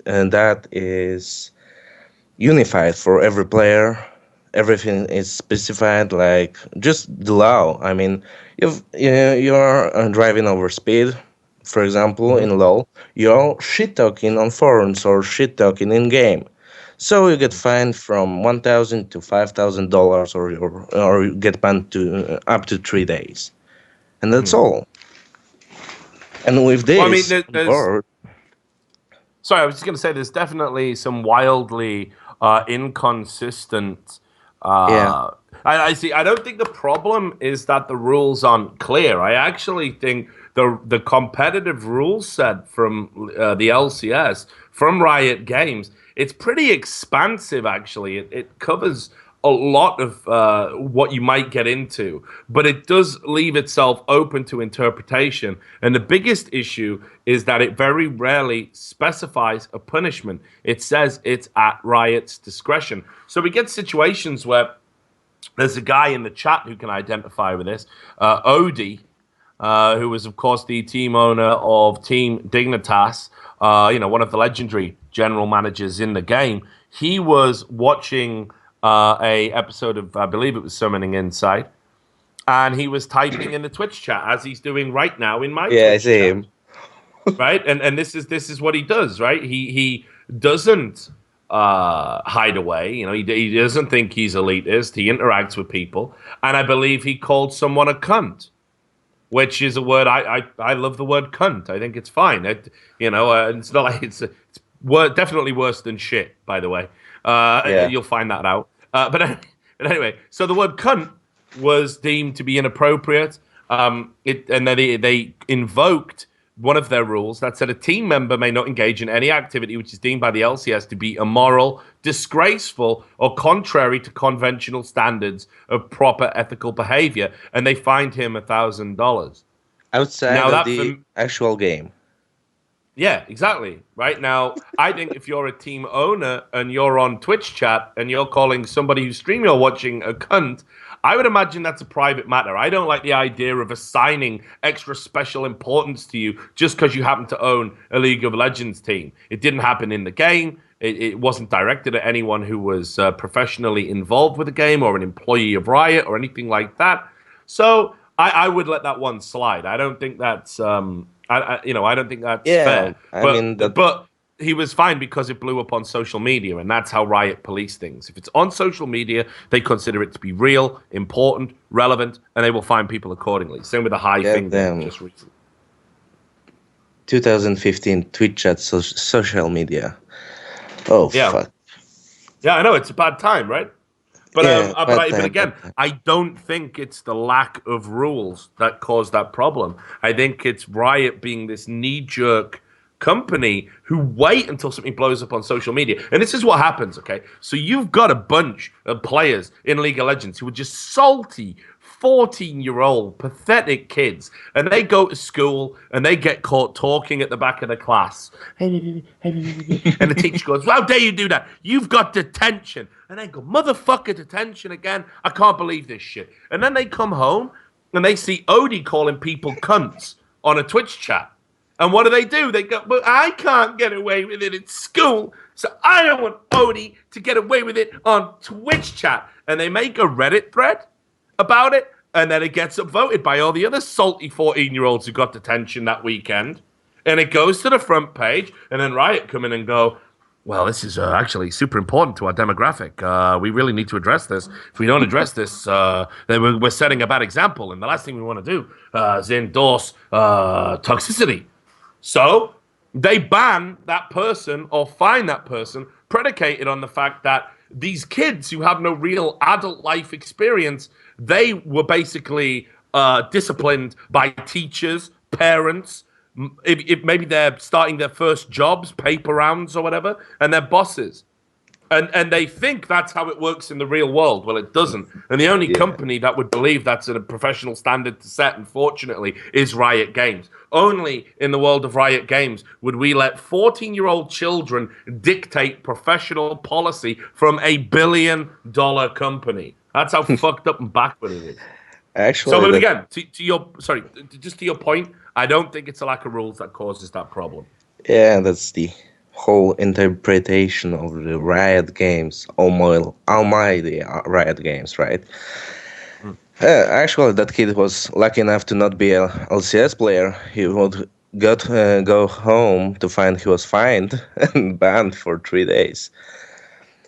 Yeah. So anyway. Yeah, I mean, ridiculous. So I'll quickly get one more final point in because I did spend a lot of time talking to Moses and I want to get another 3 callers in or so. So let's what's the other thing you think League of Legends needs before season 6? Is there one other thing? There's one actually there's one thing I have been thinking about since season 3. In game, it's actually implemented kind of. In game, there's a specific block option. So you'll block a player in game, and you will not receive invites from him. You will not see him on your friend list, and etc. No communication with him. But this block option does not make you do not. Being unable to queue with this guy. And if this option would actually work like this, that you can't get this guy in your team, that will be the best thing Riot Games has ever implemented. I've been actually since season 2, I've been thinking that's how it works. I don't want to play with him. It's fine if he is too good. For example, high-elo challenger players. Someone is too good. Let's block him, right? We can play with him. No, he can be on the other side of on the other team. He can fuck you up from the other side, but you will not get him on your side. And this, with the actual block count, etc., can make banning people easy. Can make queue quite sometimes longer because you blocked, for example, 100 players. But these Konunus, feeders, fucking guys who will join your game to wreck your ass from your team, they're all gone with one option. But here's the thing, XO, you would need to limit that, because obviously when you get to my super high level, I'm talking, platinum, right about there, where the game really, I'm joking, of course. Been higher. When you get to a higher level, like let's say your masters or whatever, well, if you're a pro player and you're playing with some guy who you think is trolling because they made an unorthodox pick and they don't play very well and they feed a bunch, or you get fucking disco nude by one guy or whatever, eventually, if you keep blocking those people and can't play with them, your 15, 20-minute queue time is going to become a 15, 60-minute queue time, right? And then before you know it, you can't play with anyone. Yeah, that's... I've been thinking about the numbers with my friends, actually. We've came to conclusion that up to Diamond level play, Diamond 3, for example, your block list is 100 player long. It's reasonable. And after that, higher players, 12, 20 people, or even less, whatever, it's up to Riot. But this solves a lot of problems. And the funnest thing is, you don't want to not give an option to improve.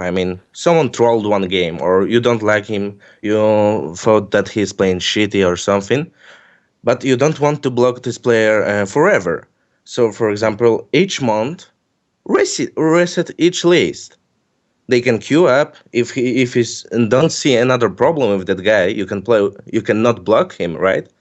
And it's actually kind of exploit proof, because even though you've blocked it, he can be on the other side, so you can block the person that is playing better than you, basically. Actually, I get if your given point. more thought, if given more thought, it could be a good idea to implement, but it's not up to us to balance the game. I think one of my regulars in the chat, a guy called Raydan, he said it best. He said, if you block all idiots, eventually you'll play alone. And that's the problem with League of Legends, unfortunately. So even if you have a max ban list, what you're proposing is the further up you get, you reduce that number. But actually, the higher up you get, the more able you are to make a discerning decision about whether someone is a troll or just bad or whatever. And actually, we would reduce the number of bans you could have on that list and blocks you could have on that list. And that would be penalizing you for reward. What if that one player that was being a complete asshole eventually worked his way up to your level and he's in your game again? You're like, fuck, I thought I'd seen the last of this dude. So it's a complex issue. It's not as easy as all of that. But anyway, look, as I said, I want to get into some of the calls. So look, it's great that you called in, brother. No. Thanks for all of your thoughts. And I think the one thing we can agree on is that Riot still haven't developed the ultimate player experience yet in League of Legends. Yeah. And I think they've got a long way to go before they can do. Even when they implement stuff like this quad queue, it brings in more problems with it. So it's a very delicate balance. But anyway, thanks a lot for calling in. Hope you call in again sometime, and you have a wonderful evening. There we go. So, Sam, I'm going to bring you back in at this point while EXO exits. Obviously, you love League of Legends, right? Nah. Nah, you do, though. You play it all the time, bro. I used to. Well, no. Here's the interesting thing. I know what triggered you. I know what made you stop enjoying League of Legends. It was playing with me, obviously, wasn't it? Can't confirm nor deny, mate. That You know may it's have been true. I don't one of even the know. catalysts in the trigger. Nah, So I did you a favour. I was mad triggered long before that, mate. Straw that Yeah, broke but Cam's Graves back. is broken right now, and he's like your favourite hero. He is, mate, but everyone's playing him jungle, and it's just not right. It's just not right. It's weird. Graves jungle. Yeah. Is that happening? Yeah, it's happening. Exactly, mate. Triggered. What's wrong with Riot? Like, why can't you balance your game? Because they're gross. Gross bitches, mate. That's unreal, mate. That's unreal. Anyway, you could say Moses kicks as much ass as this guy. Skype shit the bed again, boys. You're gonna have to watch 2 heads. It seemed like a good idea at the time. The white bigot was dying, and the black soul brother needed time to prove his innocence. More power to you, brother. I want to transplant my head on a healthy body. I think I like to donate my body to science after all. So they transplanted the white head onto the black body. Who would have suspected that neither would care for the idea too much?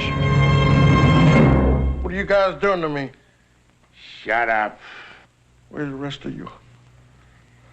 We are joined together temporarily. Williams, stop this car immediately. Why don't you shut up? Hey, that's telling him, man. I should have known your kind stick together. Will you please stop this infernal machine? Oh, just shut up. Help! Shut up. You a doctor? So far, so good. Then how about you taking old happy face off from here? They're shooting at us!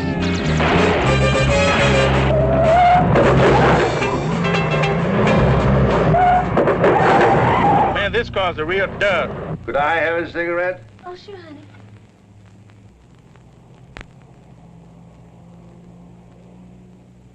Hey, man, are we smoking while I'm eating?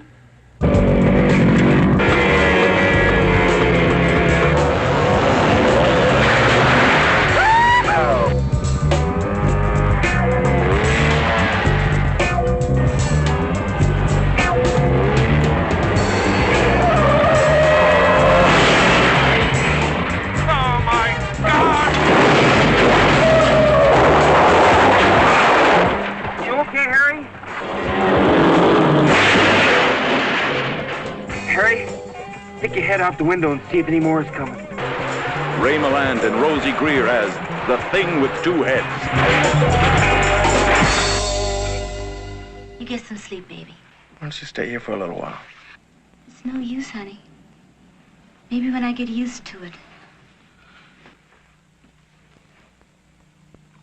Now you know you got to go. Still dead. Know what time it is. Hey there, Riot Light. Just look at you, sat there, dressed as my sassy bitch.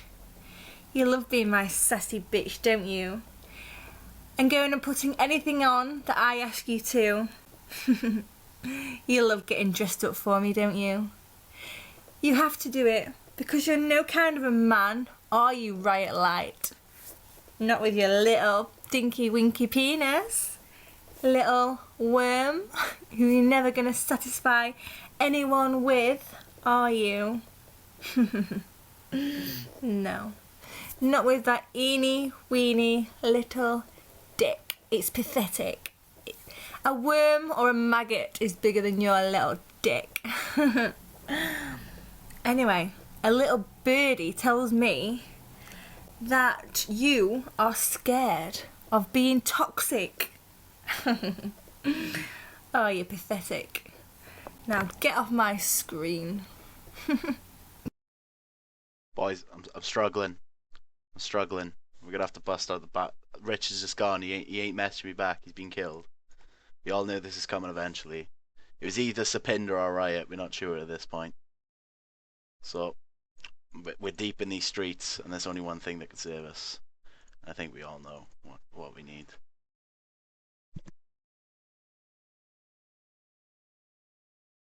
I'm calling into my own fucking show. Yeah, what would you like to talk about, mate? Basically, I just wanted to tell Richard that I think he's a bald faggot and I hope he dies of cancer. Yes, him. We finally got a troll caller on. I think it could be a DDoS, but it might not be. Can't say for definite that it is. But obviously, it's going to chill. Wait, reset my IP, blah blah. Rub one out. Yeah, doing that right now, mate. Doing that right now. Checking the oil, mate. You might say, I don't know what colour would come out of you, mate. Yeah. You'll see. Your oil's wrecked. It might look like oil. I'm disappointed as well, man, because technically we need to get the two callers in. Our quota rate. Yeah. It was a bit of a lot. We spent a lot of time on Moses, which is worth it, man. Moses is good people. Oh, I think people love us anyway. Yeah, that's true. That's the main thing. As long as people are entertained, with all off mics there, among others. Yeah, man, my literally the whole net's down. It's not even letting me connect at the moment. So I don't know. Probably is going to be what they called it, the great show over, mate. Maybe it is, man. I have to end it there and just play like some sad, lonely Fallout or something. Who knows? Maybe we'll have to do 3 trash talks this week, shall we? Make up for it. Well, we're going to have to, aren't we? People are paying for this shit. I've started to notice there's been a few salty tweets coming in. Where's my first blood? I know we should talk about actually while I'm here. That was a good impression of Zippy from Rainbow. But we are going to do first blood this month, right? We're going to do it in November, yeah? Well, we've been saying that for ages, and right, just so people know, me and Richard aren't in the formula that involves not doing trash talk. First blood, as you can tell. Yeah. Ram is in for it. For Dignitas now. Yeah. I don't even know what Josh is doing. Does he still think he's going to be a pro player or something? I don't know, mate. I don't know what pipe dream that guy's holding on to. Mate, it's a real pipe dream. He's on crack. It's the ultimate fucking pipe dream. He wrecked out the man of Robert De Niro in fucking Once Upon a Time in America, straight smoking opium. Yeah, still got it. He needs to just accept that his future is on first blood with me and Ram. Exactly, man. This reminds me anyway. I've even got it all planned. So, like, the first show is going to be like a big catch-up. What's been going on in our lives? You know, Josh has obviously had all these health scares. I'm old, so every day is a health scare for me. Ram, between walking like the penguin from Batman and, coaching Dignitas, he's had lots of shit going on, right? So we bring all that together. We just spend like 90 minutes just hanging out, talking about the off-season, talking about worlds, straight chilling. Next show, you know the guest is going to be? Steven Gerrard. No, I wish. Jamie Carragher. So I don't wish. Black a fucking Nola, mate. Yeah, I know, mate. He's ready. He's been prepped for a while as well. He's ready. He wants on. Can you imagine the grit meeting of mine? Black and Nola, Broken Shard, Nintendude, and Richard Lewis on the same show. I've been cut off that list already, so. Yeah, there you go, man. So that is literally the fucking future. Maybe if Nintendo does come on, maybe bring Black and Ola in as a permanent host, mate. How about that? $15 a show should seem right. I think Black and Ola's got the chops for it, mate. He's certainly got the voice for it, hasn't he? Yeah, alright. I like cut this jib, mate. About it. And sure, obviously there's a bit of saltiness there because I've compared him to that homeless radio guy. But I think he could do a job. I think he could really do a job, man. That's a good point. Last time there was a black person on Ram Ridgeford. Right, you don't sound like you're speaking English anymore, mate. You need to reevaluate what you're saying. But anyway, I think that's a great guess. People want to see Richard Lewis and Black and Ola either squash the beef live on air or propagate the beef. Yeah. Either way, we're going to be talking about beef, aren't we? My favourite. Yeah, I love a bit of beef. So, First Blood's definitely happening. Also meant we've interviewed a bunch of people. Going to start that. I want to interview Lycan, by the way. Lycan? Alright. So. Yeah. Ask him about, CSGO meltdown, his time in the American Armed Forces, PTSD, good shit like that. Real good. So we should set that up. Shouldn't Well, I know it's my fault really. I just haven't been in the country. I've been there at the end of the day. As much as you try and blame the internet being shit on me somehow, because I'm in control of that. It's definitely. Yeah, well, this isn't a reflection. I honestly reckon I'm getting wrecked. Probably, yeah. Get wrecked. I'm getting DDoS probably. Well, wrecked. What's that doing the show alone? Been incredibly persistent. So, but anyway, we should probably wrap up the show. Unfortunately. Do you want to do the outro, mate? Live now? The outro. Well, yeah, we got some nice music, haven't we? Yeah, I can't listen to it. Let me fucking wait there. You haven't got to listen to it, mate. You're not listening to the show. Right, so what I'll do is I'll say goodbye and do the outro, and then just to bide a bit of time, play Olaf's Meister one more time. That's like 4 seconds. Put it on just permanent loop. And then what I'm going to do is I'm going to fucking use my phone as a hotspot, go on my MacBook, and then I'll watch the music and see if people like it. Alright. So, but this is what happens, man. 6-hour marathon. Yeah, don't DDoS me when I'm doing fucking Unfiltered, right? Don't DDoS me when I'm doing by the numbers. DDoS me on my own show that people are paying for, the Patreon. Fuck those guys over. Why don't you? So. Alright, anyway, we fulfilled our promise. Just to wrap up, we had a whopping 2 callers on this show. They were great callers. One of them was Moses. I think the takeaway is that, yay for Snicks, yay for Moses, yay for CSGO, boo for League of Legends, fuck Riot Games, you can play Spam Margera. And obviously, thanks to the caller that called in, and we'll probably see you in a couple of days. Sound. Rest in peace, Easy. Right. Rest in peace. Enjoy Trash Talk. Hi, my name is Olaf Master and welcome to Trash Talk. Hi, my name is Olaf Master and welcome to Trash Talk. Hi, my name is Olaf Master and welcome to Trash Talk.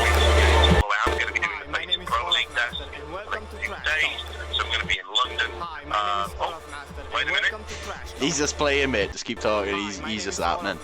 Yeah, mate. Internet. Oh, it's back on? Yeah, it's back on. Oh, it's not even over, boys. DDoS got guilt trip. He's not even over. Show must go on, mate. Sound. Just wreck the MacBook. Show must go on. I'll dial back in about 10-20 minutes, bro. Alright, sound. So I'm keeping this going for 10 minutes, am I? Right, awesome, mate. Oh, do you know what would be really good for all the viewers? Right. Get one of your boobs, just scoop it up and just lick the nipple. I'll just end that call right there. Right, so never needed him anyway, mate. I don't know why I ever did the show with him. Should be the fucking Sam Davis show. Right, you heard. It's not over, boys. It's saved.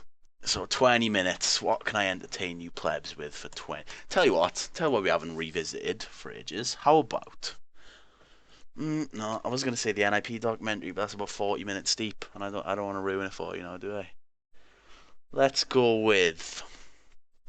People have been watching for a while. Hit me with some nostalgia trash talk, some old episodes, shit we used to play. Mad as Hell? That's a good clip. We'll do some nostalgia trash talk, not Stroke 'em On. We've all had enough of Stroke 'em On. Once enough for Stroke 'em On.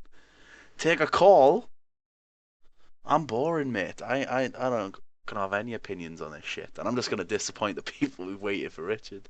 Well, I wanted to talk to Richard, and now I have you. Tell you what, right? We'll go through. I have a list of people who are just trolling calls, right? So why don't we get someone who's trolling? Let's get someone who's trolling. Oh, hang on, Richard's here. He's balls deep. Never mind. Saved, boys. Saved. Hang on, you're live. So don't say anything dumb. You're live, mate. Is that it? Will it really live? Yeah, mate. Yeah, well, fuck it. I am not. I guess they got bored, or maybe my protections kicked in, or whatever. That's pretty good. Anyway, let's do some calls. I think that we've obviously had enough filler for now, so let's do another caller. Excellent. Let's not antagonize them, Sam. They have power. They have the power here. All right. So let's do it. Right, we'll go with Sunny. And he wants to talk about Cluj because it's been a while, so we haven't talked about Cluj in the show. Let's do it, mate. Great picture by this guy, by the way. Gonna show that on stream one more time, just so you can enjoy that. There we go. Yeah, I do love that actually. There we go, and the picture's gone. You have to restart your cam, mate. Skype's just out. Me. There we go.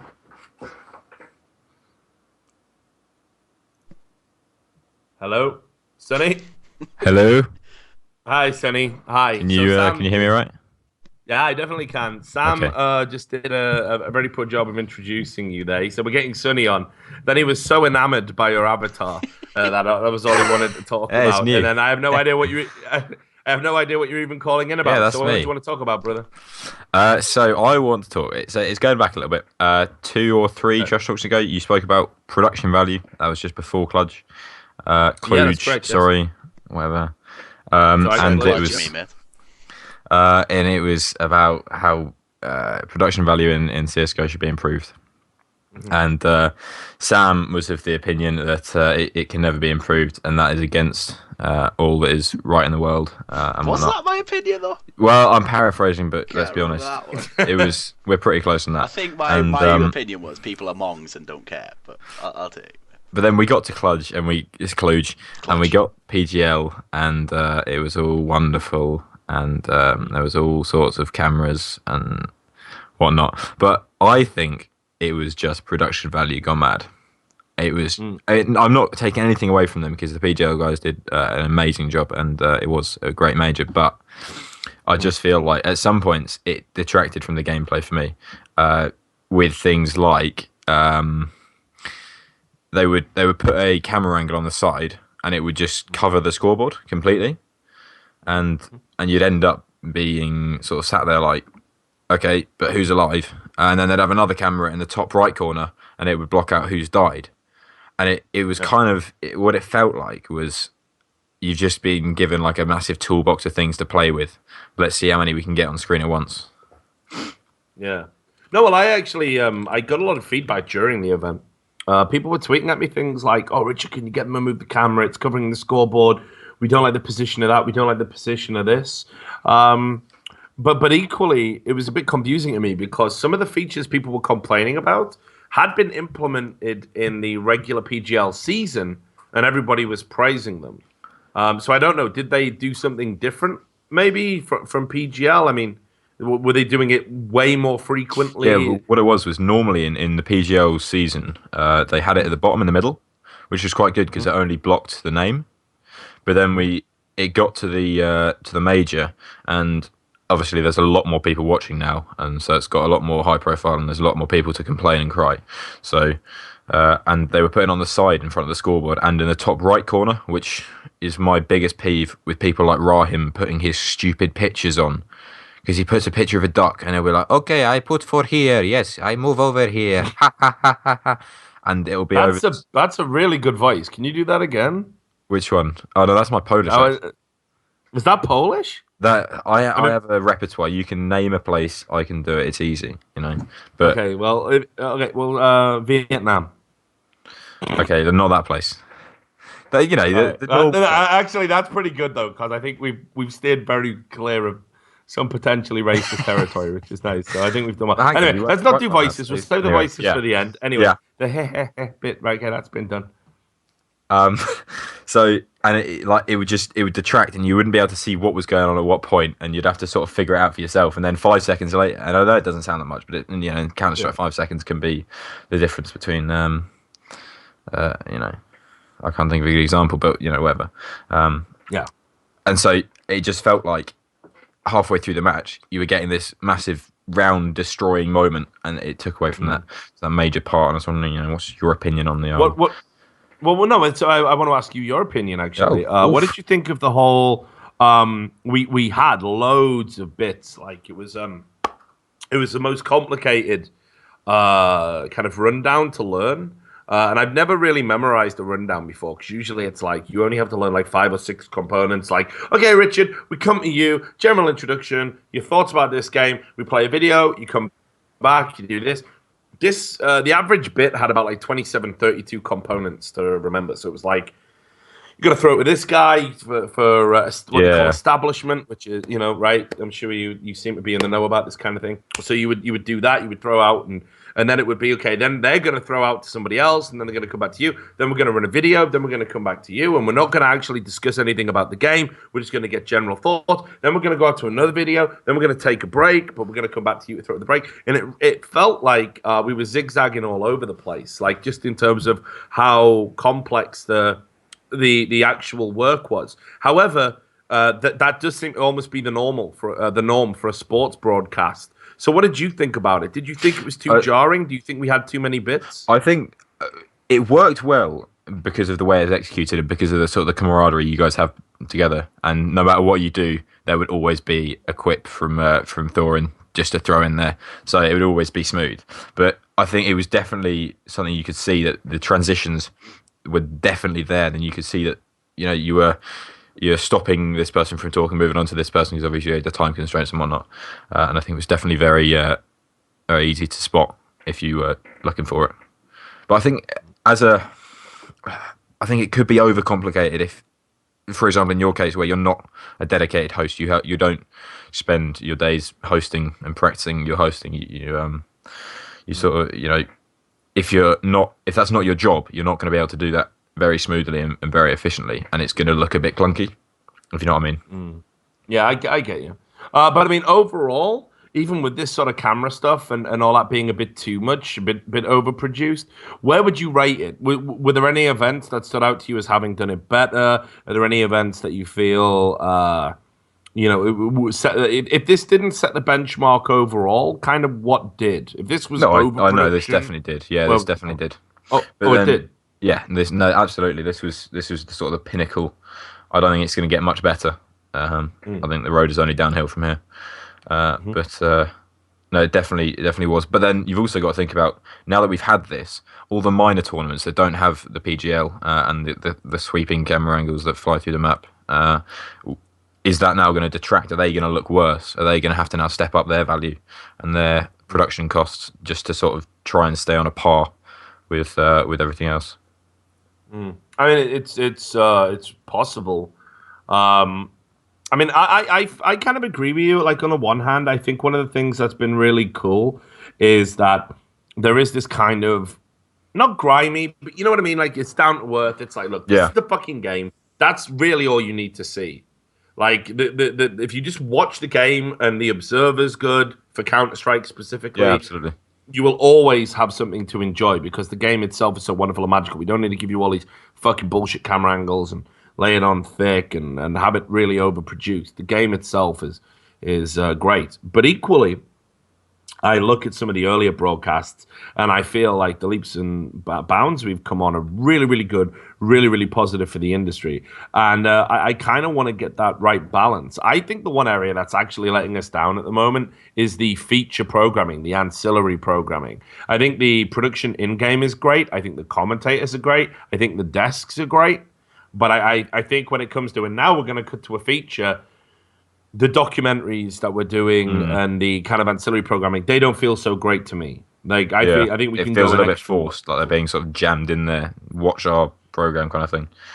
Yeah, like one of the concepts that DreamHack had for one of the bits, and again, I don't want to specifically dig out DreamHack because obviously they employ me a lot, but I feel comfortable making this point because I made this point privately.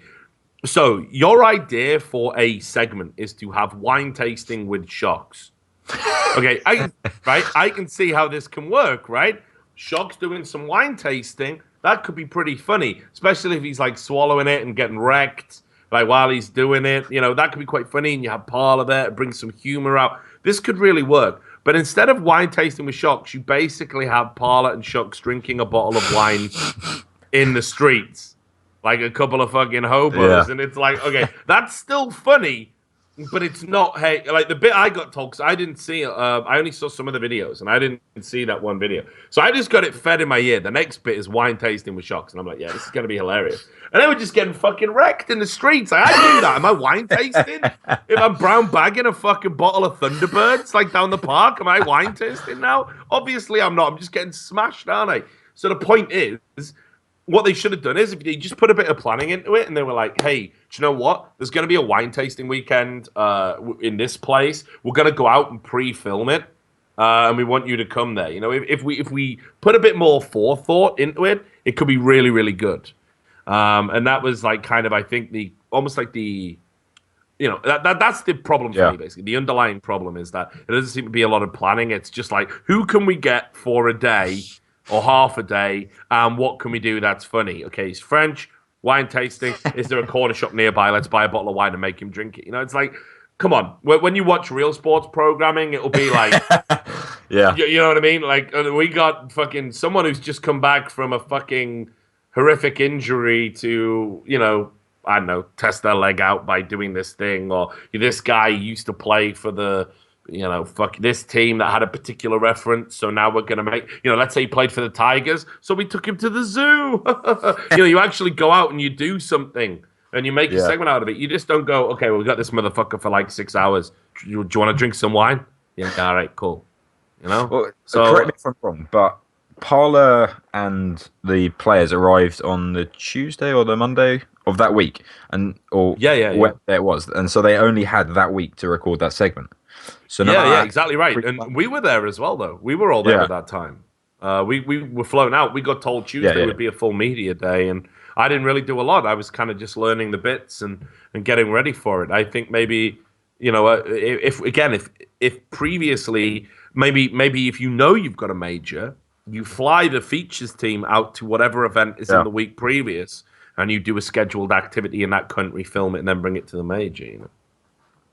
But I think definitely the player spotlights were great, where they went through the sort of the history and how they got to where they are. There was definitely a lot of planning that went into that, and I definitely enjoyed those a lot. Yeah. The other question, just off the bat, is one of the things that came up in that call was just like, everybody wants it to be all like shiny and shit. They want the lighting to be good. They want the audio to be good. They want everything to be perfect. Sam was just saying, actually, what people want is the games to run on time, to be able to see the games, and they're willing to let other things slide, provided that's in place. What do you think about that as a spectator? You know, do you agree with that sentiment that the games are the most important thing, or do you think we're getting to a stage now where actually it's the whole broadcast experience that's as important? I think there's no point of having an excellent broadcast experience if it's 3 hours late. At the end of the day, you're there to watch the thing. I personally watch a lot of the NA games when I can. So I'll bring a plate of cheese up, maybe a cracker if I'm feeling adventurous, lie in bed, wait for the game to come on, and then because it's NA, they'll tell me, oh, just half an hour, and then it will update 10 minutes later. Just don't worry, one more half hour, and it just pisses you off, you know. Oh, I'm not allowed to say that, am I?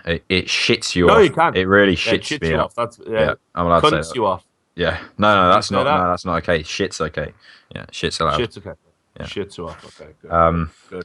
And at the end of the day, I just want to watch the CS. I don't want to watch the flying camera angles. If it's not on time, if it's 10 minutes late and they've got a nice fly through at the beginning, I'm not going to say, oh well. At least I got the camera angle now. I won't mind that I've been delayed. Any final thoughts then? And we'll try and cram another caller in what's already been an action-packed show. I think that should be good. I think, I've said my piece. Well, that's good, Sonny. It's great to get you on. I like your microphone. I like the cut of your jib. I like your borderline xenophobic accents.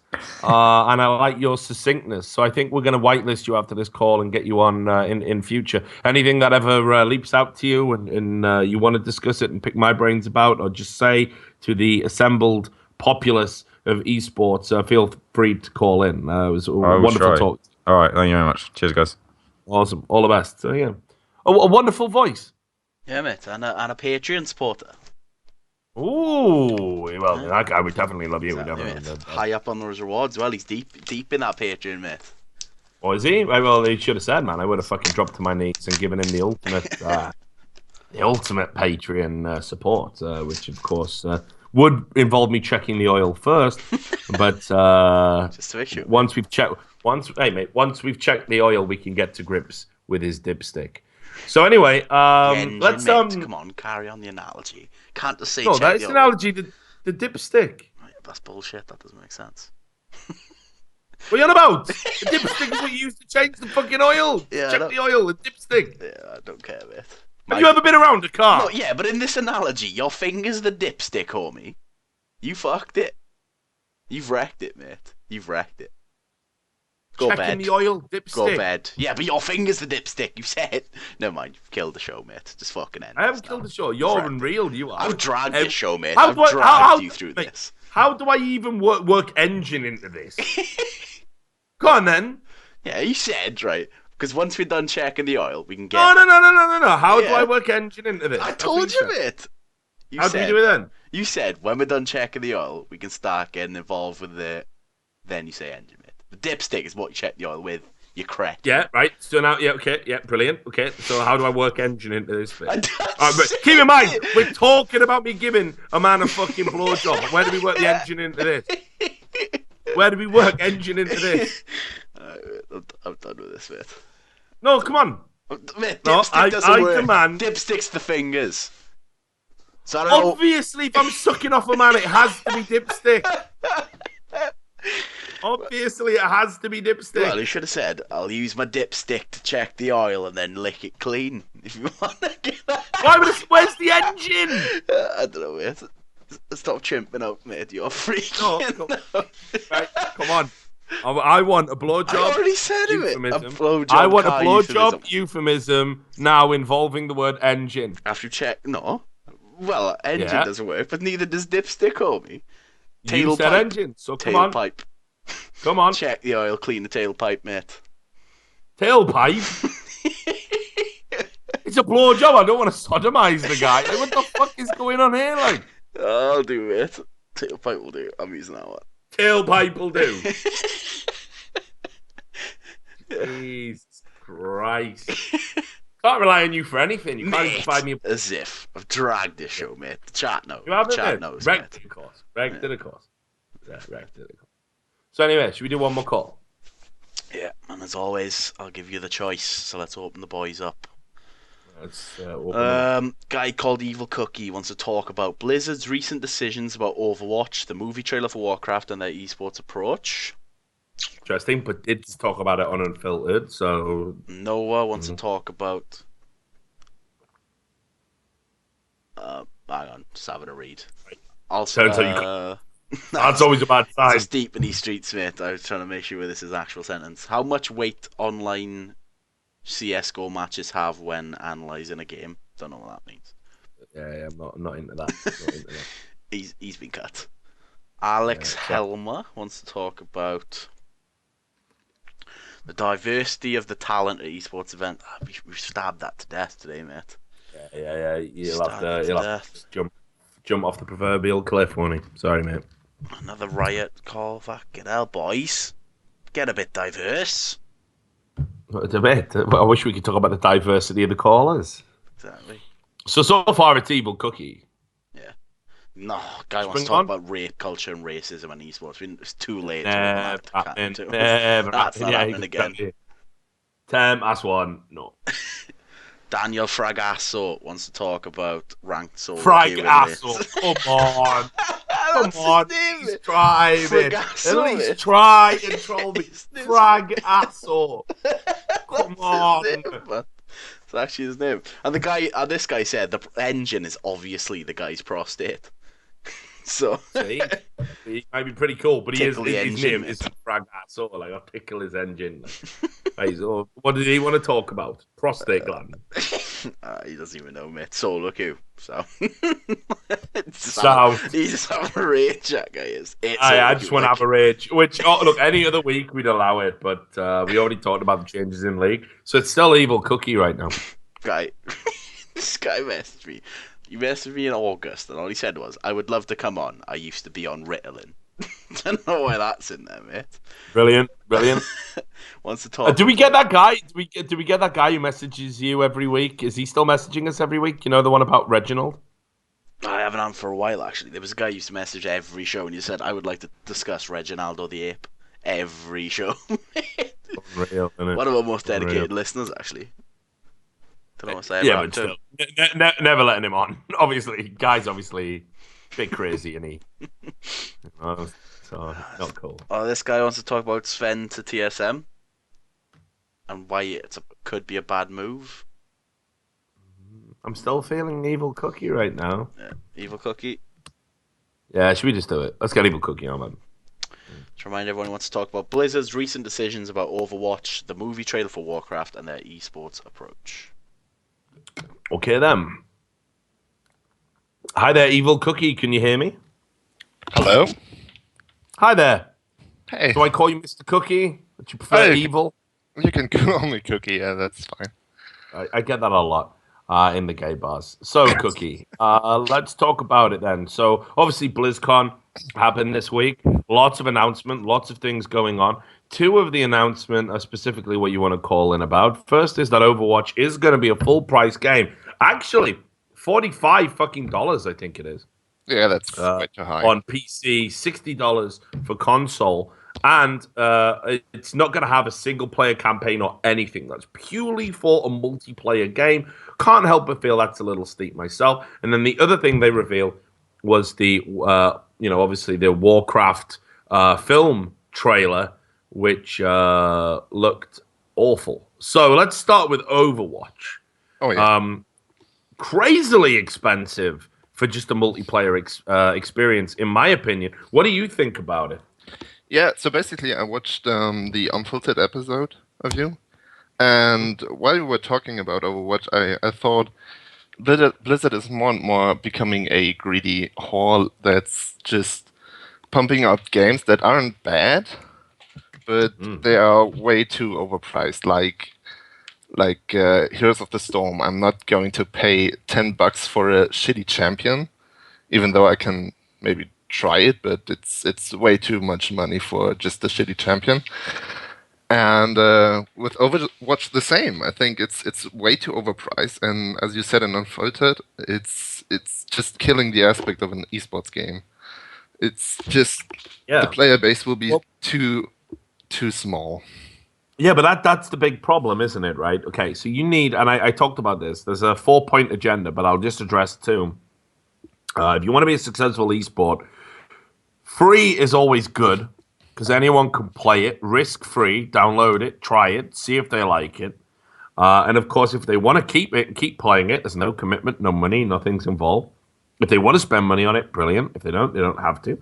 Second, it's got to be super low spec. And if those two go hand in hand, you will see a huge player base, because there are obviously developing nations that have access to better and better internet connections, but not necessarily better and better technology at the other end, at their end, because there's a big cost involved. And if you've ever been to countries where, like computer components are kind of deemed a luxury item, to even have like something like just your average Alienware PC, it's unreal the amount of money you have to spend to get that. So you need those two things. Now, Overwatch isn't particularly low spec.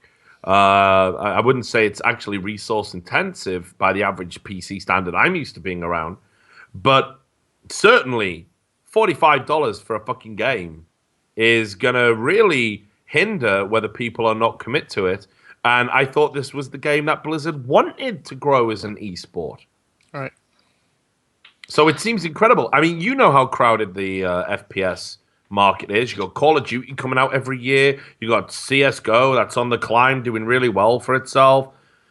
Like, you would think Riot are developing a first-person shooter with the guy Volcano or whatever he's called, who used to do CS. He's been brought in to do that. So when you're facing a crowded marketplace, why the fuck would you want to charge that kind of money for it? Right. And I think one other aspect of becoming an esport is streaming, right? So you want your game to be streamed a lot and have a huge watcher list, viewer list. And if you follow the all games tab on Twitch, you see that when a game comes out, it rapidly shoots up to the top. Yep. And then, like 2 days later, it falls down. Like, look where Diablo is right now. It's always, you have to scroll a lot till you see it. So that's kind of bullshit. And on the top are mostly free-to-play games. It's like Hearthstone, League of Legends, Dota. Yep. But that's the thing, dude. That's the thing. So Blizzard got lucky with Hearthstone becoming an esport. They didn't want it to be an esport. They just wanted it to be a collectible card game where everyone could like circle jerk about, oh, do you remember that boss in World of Warcraft? He's a card now. Oh, it's so good. Oh, God. Nat Pagel. Oh, fishing. Right. It was just basically like some sort of, hey, collectible card games could work. A bunch of people had tried them. A bunch of people had failed. We feel there's like something in the market, like a simplified MTG could really come in. Why not use our wonderful lore? We got this wonderful IP, so let's do it. So anyway, despite the fact it has none of the tools in place to be a successful fucking esport, right? It has none of the, no spectator fucking mode, all of this shit, right? It blows up. It becomes amazing. Part of the reason they did that, well, there's two reasons. First of all, free to fucking play, right? Second of all, it was perfect for all of the League of Legends streamers. While you're waiting for a game, which takes 25 minutes to queue up because you're so high up in the fucking elo and there's like only 20 other people online at that particular time that you could possibly play with, right? So they would play Hearthstone in between the games. Now, I said at the time that I don't think anybody specifically learned about Hearthstone through League of Legends streams, and I stand by that statement. But what I will say is, if you're watching League of Legends and you see all the pros playing a particular game and you know it's free to play, maybe you go out and download it, maybe you get it and you start playing it as well.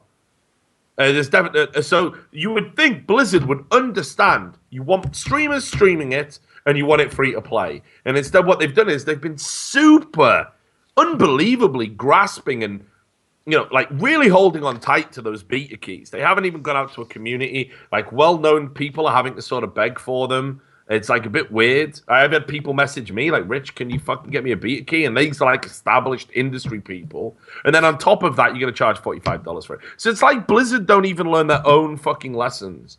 Like Hearthstone blew up as an esport. It was never supposed to be one. Now it is one. What does that tell you?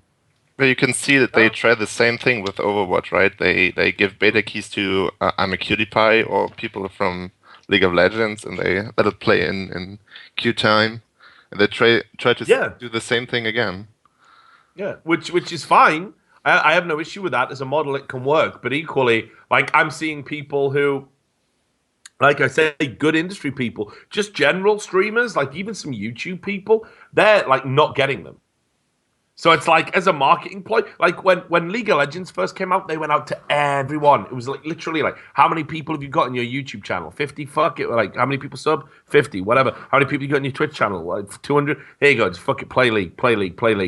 They understood the power of saturation. Blizzard don't. And it's like, the frustrating thing is, if this was a new territory for them, I'd forgive them for it. But they've already got proof of concept. In Hearthstone, there's no need to be messing up this badly. The development of fucking Overwatch, man. Right. It just seems so ridiculous. As it is, I think the game is doomed to fail as an esport anyway, because class-based shooters are not good for a spectator experience. They're confusing. They're not good from a casting perspective either, because like. Right. Well, okay. So he was a heavy, take it from Team Fortress 2 example. He was a heavy and he was getting wrecked. And actually, they've got this like territorial advantage, and you don't want a heavy right now. So now he's moving to sniper and he's going to try and pick some people because they're playing really passively and like whatever, right? That is super complex to explain as a commentator to the average listener, someone who's just tuning in, someone who's just casual. So. Class-based shooters never do well. And then, whenever Blizzard have said, and they did say this multiple times about Overwatch, how they had big expectations for it to be an esport. Whether they said this publicly, I don't know. They absolutely did say it privately. Whenever they say that, it is the death knell. It's just, it's going to... You end up with another Heroes of the Storm, which, let's be honest, in terms of success, that's been... a failure, in my opinion. It might be a great casual game, an esport, it is not. In Unfiltered, you said that some players gave Blizzard some feedback about Heroes. Can you explain what this feedback was? Because I never heard about it. Well, I'm not. So all I know is that, like, I mean, there was a few FPS dudes that were kind of tapped up to give their ideas. I know Anders was one of them. He basically gave some talked about it, from a commentary perspective, but also just the game and like how it could work and how it. Thing is, Blizzard often do this. They often ask for feedback, but they're very like any games developer. They don't make the games that people tell them to make. So I always find these exercises a bit redundant.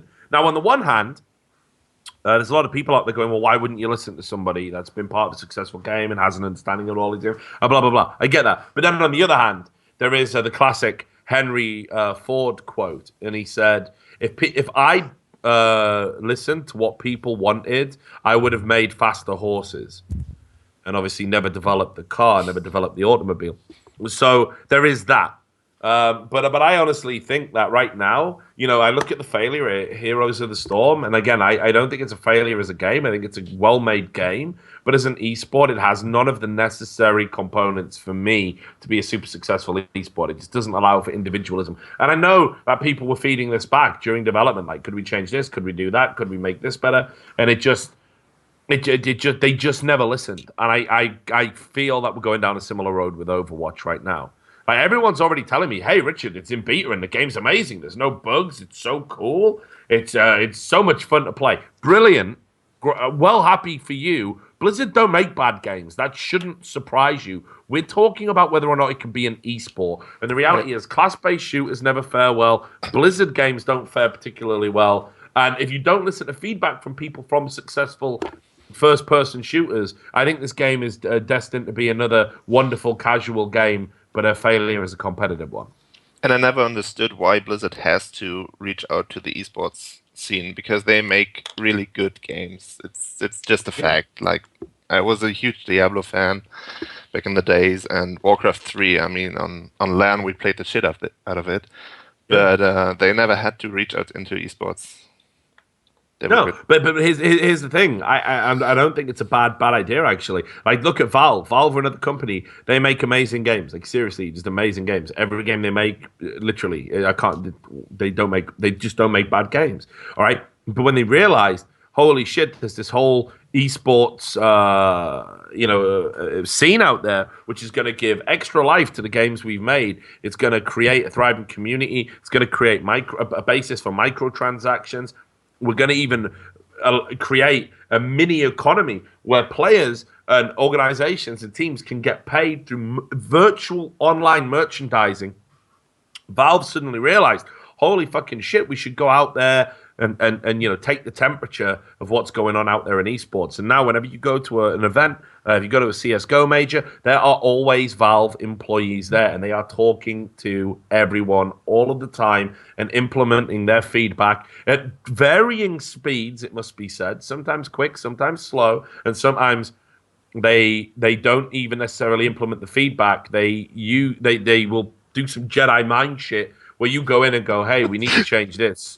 Like, smokes are too powerful. And they go, what if it isn't smokes? What if it's just the particular maps? And then they go, well, what do you mean? And they go, well, name me one smoke that's really overpowered. Well, Inferno, Banana is so narrow that you can close it off with one smoke. And Valve goes, so maybe the problem's Banana on Inferno. And the players go, and they don't even know what's happened. Like, they've just been Jedi mind fucked. That's how it works. So, they are really into talking to the community. Blizzard, it seems to be almost like a token. Hey, give us your feedback. Okay, that's great. We're gonna do what Blizzard wants to do, though. Anyway, thanks for coming. Here's a fucking t-shirt. Here's a hoodie. Here's that band. What's it called? Elite Tour and Rock fuckers. Enjoy this. Have a good time at BlizzCon. Thanks for playing. Right. Did you watch the launch event from Heroes of the Storm in London? No, I actually didn't get that. Was it bad? That was just a complete disaster. I watched it on Twitch. I wasn't there because I'm obviously not from the UK, but it was just back and forth between two moderators. It was just like, hey, here's the guy drawing a new champion. Look at this. Back to the stage, and there's just some player and talking about the new gameplay stuff. And then, that was it. Half an hour talking. Let's have this DJ playing for 45 minutes. That was it. Bye. You can see even in the faces of the audience, they were like, wait, that was it? The fuck? Yeah. I mean, I think sometimes but Blizzard really underestimate like just how invested their own audience are in the game, and not only that, how much they want to have wicked competitive games come out from the Blizzard stable because they made StarCraft. Without StarCraft, none of us are here talking about esports. Now, I know they didn't intend StarCraft to blow up in Korea. They didn't know any of this was going to happen, but they made the original, in my opinion, competitive game, certainly in a 1v1. Maybe I suppose Quake could lay claim to that. But basically, the old school games, the Quakes, the Counter-Strikes, the StarCrafts, they all set the tone for where we're at right now. Without StarCraft, I don't think esports is as advanced. So imagine how frustrating it is for the average esports fan who loves Blizzard games, loves their IP. Imagine how frustrating it is to continually see them get it wrong time and time and time and time again. It's just like, we're telling you how to do this, and you won't listen to us. And like I say, I think Heroes of the Storm has been a flop as a competitive game. I hosted an event for them in Valencia. I don't mind doing it. I doubt I'll get asked again because they keep saying I think the game's flopped and they need to make fundamental changes to it, which right now they can't and never could. It's too far into the development of the game. Why you start seeing fucking casual heroes now being thrown out like that. Cho'Gath, it's like, yeah, two people control him at once because he has two heads. That's never going to work in competitive, is it? It's never going to work in competitive. It's fucking ridiculous that you've even done that. That is just an admission that we're just doing a casual, fun game now. Brilliant. Okay, that's fine. But don't make the same mistakes with Overwatch. Right? Like, definitely don't. Because there's so much interest. It could be really, really big. Right? But it probably isn't going to be. All the odds are already stacked against it. You have got to learn your lessons. Anyway, let's to close out the show, let's talk about the Warcraft movie trailer. Because, I mean, I don't know what the opposite of being blown away is. Like sucked to whatever, but it was the opposite. It was just like, wow, dude, like fucking hell. They've been talking about this Warcraft movie for like 2.5 years or some shit, and this is the trailer. It's like the plot is just like the most generic copy paste bullshit. Even the voiceover in the trailer was like, and then a man, and they had a fight, and now everyone's fighting, and it's in a world that people don't understand, and people might become extinct or something, and war is coming. Like, the worst tagline for a fucking movie ever. Like, to generate hype. Loads of films are about war. War's always coming. What the fuck? Like, obviously it is. Like, it was bollocks is what it looked like. Now, the trailer doesn't necessarily reflect how good the final movie's going to be. But this was poor. I just wasn't really into it at all. All right. I've thought about Final Fantasy. The movie. It was like the graphics were like super, super good, and everybody was like hyped up because Final Fantasy has such a deep lore and story you can dig in, and then it was like complete shit. Yeah, it's like it just looked like some fucking. Well, I mean, like you say, the graphics were great for the time. I even remember the debates that were happening in like movie magazines. Like, does the Final Fantasy movie mean that we can finally be done with actors? Maybe we can just make like, we just have voiceovers and we just make graphics. And I'm like, okay, graphics were good. You're probably overdoing it a little bit. But the voice acting sucked. The plot fucking sucked. The whole film fucking sucked. So the one thing we can learn about that is like, it doesn't matter whether it's great computer graphics or fucking actors or whatever. If the writing is terrible, the film's going to suck ass. That's what we need.